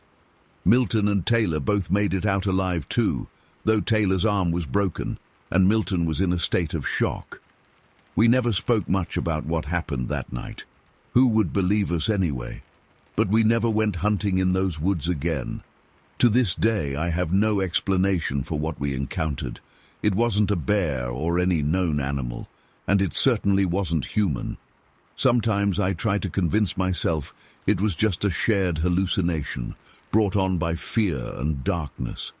But then I remember those eyes, that face, and I know deep in my bones that what we saw was real. I still have nightmares about that creature. I wake up in a cold sweat, thinking I can hear that inhuman growl outside my window. I've never felt safe in the woods since that night. Whatever's out there, it's still waiting, watching, and someday it might decide to come out of the trees again. Story 24. I still can't believe what happened that summer in Morton. It was 1906, and I was working as a farmhand for the Batty family just outside of town. Everything seemed normal at first, tending the crops, feeding the chickens, the usual chores. But then strange things started happening. It began with the chickens. One morning, I went out to the coop to collect eggs and feed them, only to find about a dozen hens missing. At first, I thought maybe a fox or coyote had gotten in somehow, but there was no sign of forced entry or struggle. They had just vanished into thin air. I told Mr. Batty, and he seemed concerned but not overly worried. "Probably just ran off," he said. "They'll turn up." But they didn't turn up. And over the next few days, more chickens disappeared each night.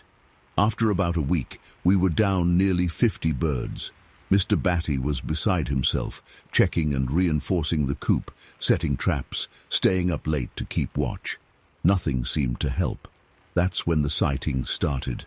It was dusk, and I was walking back to the farmhouse after finishing up in the barn. Something caught my eye at the edge of the woods, a dark shape, much larger than a person. At first I thought it might be a bear, but the way it moved was all wrong. It was upright but hunched over, swinging its long arms as it loped along the tree line. I froze in my tracks, heart pounding. The thing paused for a moment, and I swear it turned and looked right at me. Two gleaming eyes reflected the fading sunlight. Then in a flash, it was gone, moving faster than any animal I'd ever seen. I ran back to the house in a panic and told the Batties what I'd seen.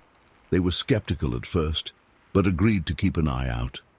Over the next few days, word spread through Morton and neighboring Springfield. Other people had seen the creature too, always at dusk or dawn, always near the woods, always unnaturally fast. The descriptions varied, but most agreed it was huge, 7 or 8 feet tall at least. Some said it looked like an oversized, deformed man. Others swore it was more like a giant ape or gorilla, but we'd never had anything like gorillas around here. Whatever it was, it didn't belong. As the sightings increased, so did the fear. Parents wouldn't let their children play outside. People hurried to finish outdoor chores before sunset. Armed men patrolled the edges of town. But the creature remained elusive, glimpsed only for brief moments before vanishing into the forest. Then came the night that changed everything. I was staying late at the Batty farm, helping reinforce the chicken coop yet again.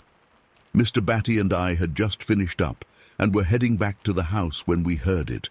A low, rumbling growl, unlike anything I'd ever heard before. It seemed to come from everywhere and nowhere at once. We froze, straining our eyes in the growing darkness. For a long moment, everything was silent and still.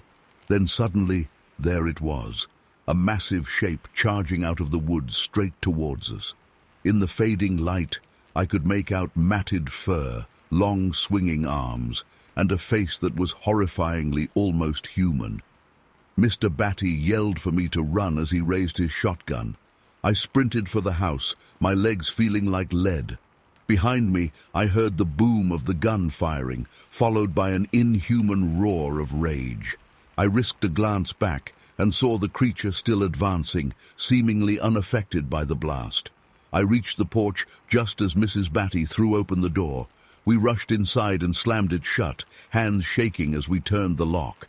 Through the window, I saw Mr. Batty running towards the house, reloading as he went.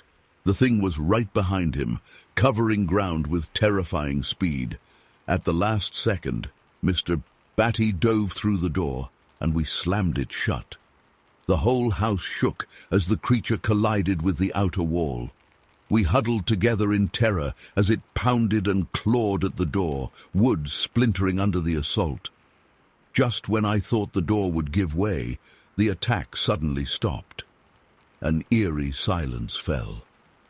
After a few minutes, Mr. Batty cautiously approached the window and peered out. The yard was empty, no sign of the monster anywhere. We stayed awake all night, too terrified to sleep. As dawn broke, we ventured outside to survey the damage. Deep claw marks scored the door and siding. A trail of massive footprints led back to the woods, and in the chicken coop not a single bird remained. Word of the attack spread quickly. Over the next few days, armed posses combed the woods, but found no trace of the creature. A few more sightings trickled in from the outskirts of town, but the beast seemed to have vanished as quickly as it appeared. Weeks passed, then months. Life slowly returned to normal, but a sense of unease remained. People still hurried inside at dusk. Children were watched more closely, and sometimes on quiet nights, you could swear you heard something moving in the woods, something large and fast and hungry. To this day, I don't know what that thing was or where it came from. I've heard all sorts of theories over the years: an escaped circus animal, a prehistoric creature, even a demon or spirit of some kind. All I know is what I saw with my own eyes, and the terror I felt that night at the Batty farm. Sometimes I wonder if it's still out there, watching and waiting. Other times I try to convince myself it was all just a mass hallucination or exaggerated story that got out of hand. But then I'll catch a glimpse of something moving at the edge of the woods as the sun goes down, and that old fear comes rushing back. I don't go out after dark anymore if I can help it, and I always keep my door locked tight just in case, because you never know what might be lurking in the shadows, waiting to emerge. Story 25. It must have been around 10 p.m. and there wasn't another soul on the road. The trees loomed on either side, their bare branches reaching out like bony fingers in the glow of our headlights.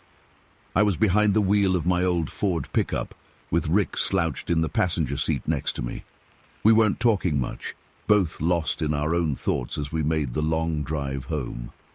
Suddenly, something caught my eye up ahead, a figure darting across the road about 100 yards in front of us. At first I thought it was a deer, but as we got closer, I realized it was moving on 2 legs, not 4. "Hey, Rick, you see that?" I asked, slowing the truck down. Rick leaned forward, squinting through the windshield. "Yeah, looks like someone running across the road. What the hell are they doing out here?" As we approached, I could make out more details. It was definitely bipedal, but something about its gait seemed off. The movements were fluid and silent, almost gliding across the pavement. I felt a chill run down my spine that had nothing to do with the November air. We were only about 50 feet away when the figure suddenly stopped and turned to look directly at us. The headlights illuminated it clearly, and what I saw in that moment is seared into my memory forever. It was roughly man-sized, maybe 6 feet tall, but any resemblance to a normal human ended there. The face was bizarrely flattened, almost concave, with no discernible nose or mouth that I could see. But the eyes, God, the eyes.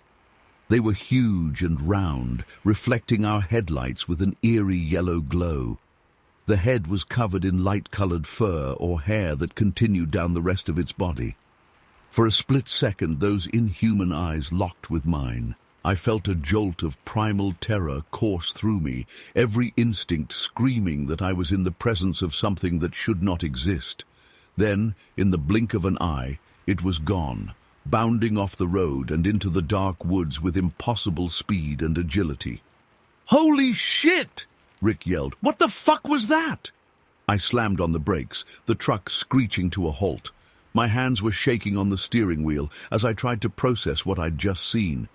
I don't know," I stammered. "Did you see its face? Those eyes?" Rick nodded, his own face pale with shock. Yeah, I saw it. Jesus Christ, that wasn't human. What the hell was it?" We sat there for a few minutes, engine idling, both of us scanning the woods on either side of the road, but there was no sign of the creature, just the silent, dark forest stretching out in all directions. Finally, Rick broke the silence. Maybe we should get out and look around, try to find some tracks or something." I shook my head vehemently. "No way in hell am I getting out of this truck. Whatever that thing was, I don't want to run into it again."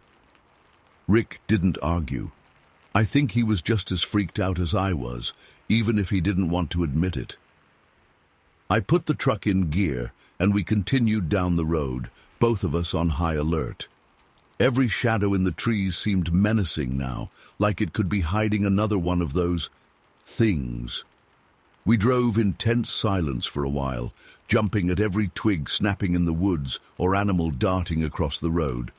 After about 15 minutes, we came to a small gas station, one of those old-fashioned ones with just a couple pumps and a tiny convenience store attached. "Let's stop here," I said. "I need to use the bathroom and maybe grab a coffee or something to settle my nerves." Rick nodded in agreement. I pulled up to one of the pumps, and we both got out, stretching our legs. The night was quiet except for the buzzing of the fluorescent lights over the gas pumps. I glanced nervously at the tree line bordering the small clearing, half expecting to see those glowing eyes staring back at me. We headed into the little store, a bell jingling as we opened the door. An older man was behind the counter, reading a newspaper. He looked up as we entered. "Evening, fellas," he greeted us. "What brings you out on a cold night like this?" I mumbled something about heading home from a hunting trip, while Rick made a beeline for the coffee pot in the corner. I wasn't sure if we should mention what we'd seen to this stranger. Would he even believe us? As I was debating whether to say anything, the old man spoke up again. "You boys didn't happen to see anything unusual on the road tonight, did you?" I froze, exchanging a look with Rick. What do you mean by unusual?" I asked cautiously. The man folded his newspaper and leaned forward on the counter. "Well, it's probably nothing, but we've had a few folks come through here lately talking about seeing some kind of creature in the woods. Real tall, covered in light-colored fur, face like nothing they'd ever seen before. My blood ran cold. So we weren't the only ones who had seen it. "Yeah," I said slowly. "Yeah, we saw something like that, about 15 miles back on the road." What is it?" The old man shook his head. "Wish I could tell you. Some folks around here call it the Crawford creature. Been sightings off and on for years, but seems like they've picked up lately. Nobody knows what it is or where it came from." He paused, glancing out the window at the dark woods beyond. "My advice? Don't go looking for it. And if you see it again, just keep on driving." We thanked the man for the warning, paid for our gas and coffee, and got back on the road. The rest of the drive home was tense and quiet. We kept scanning the woods, but there was no sign of the creature. When we finally made it back to town, Rick and I agreed not to tell anyone else about what we'd seen. Who would believe us anyway? But we also made a pact to never go hunting in Crawford County again. In the years since, I've thought about that night countless times. I've read about Bigfoot and other cryptids, wondering if that's what we encountered. But nothing I've seen quite matches what we witnessed on that cold November night. Sometimes I wonder if it's still out there, lurking in the forests of Crawford County. Other times I try to convince myself it was just a trick of the light, an ordinary animal that our frightened minds transformed into something monstrous. But then I remember those eyes, those huge, glowing, inhuman eyes, and I know deep in my bones that what we saw that night was real, and I pray I never encounter it again.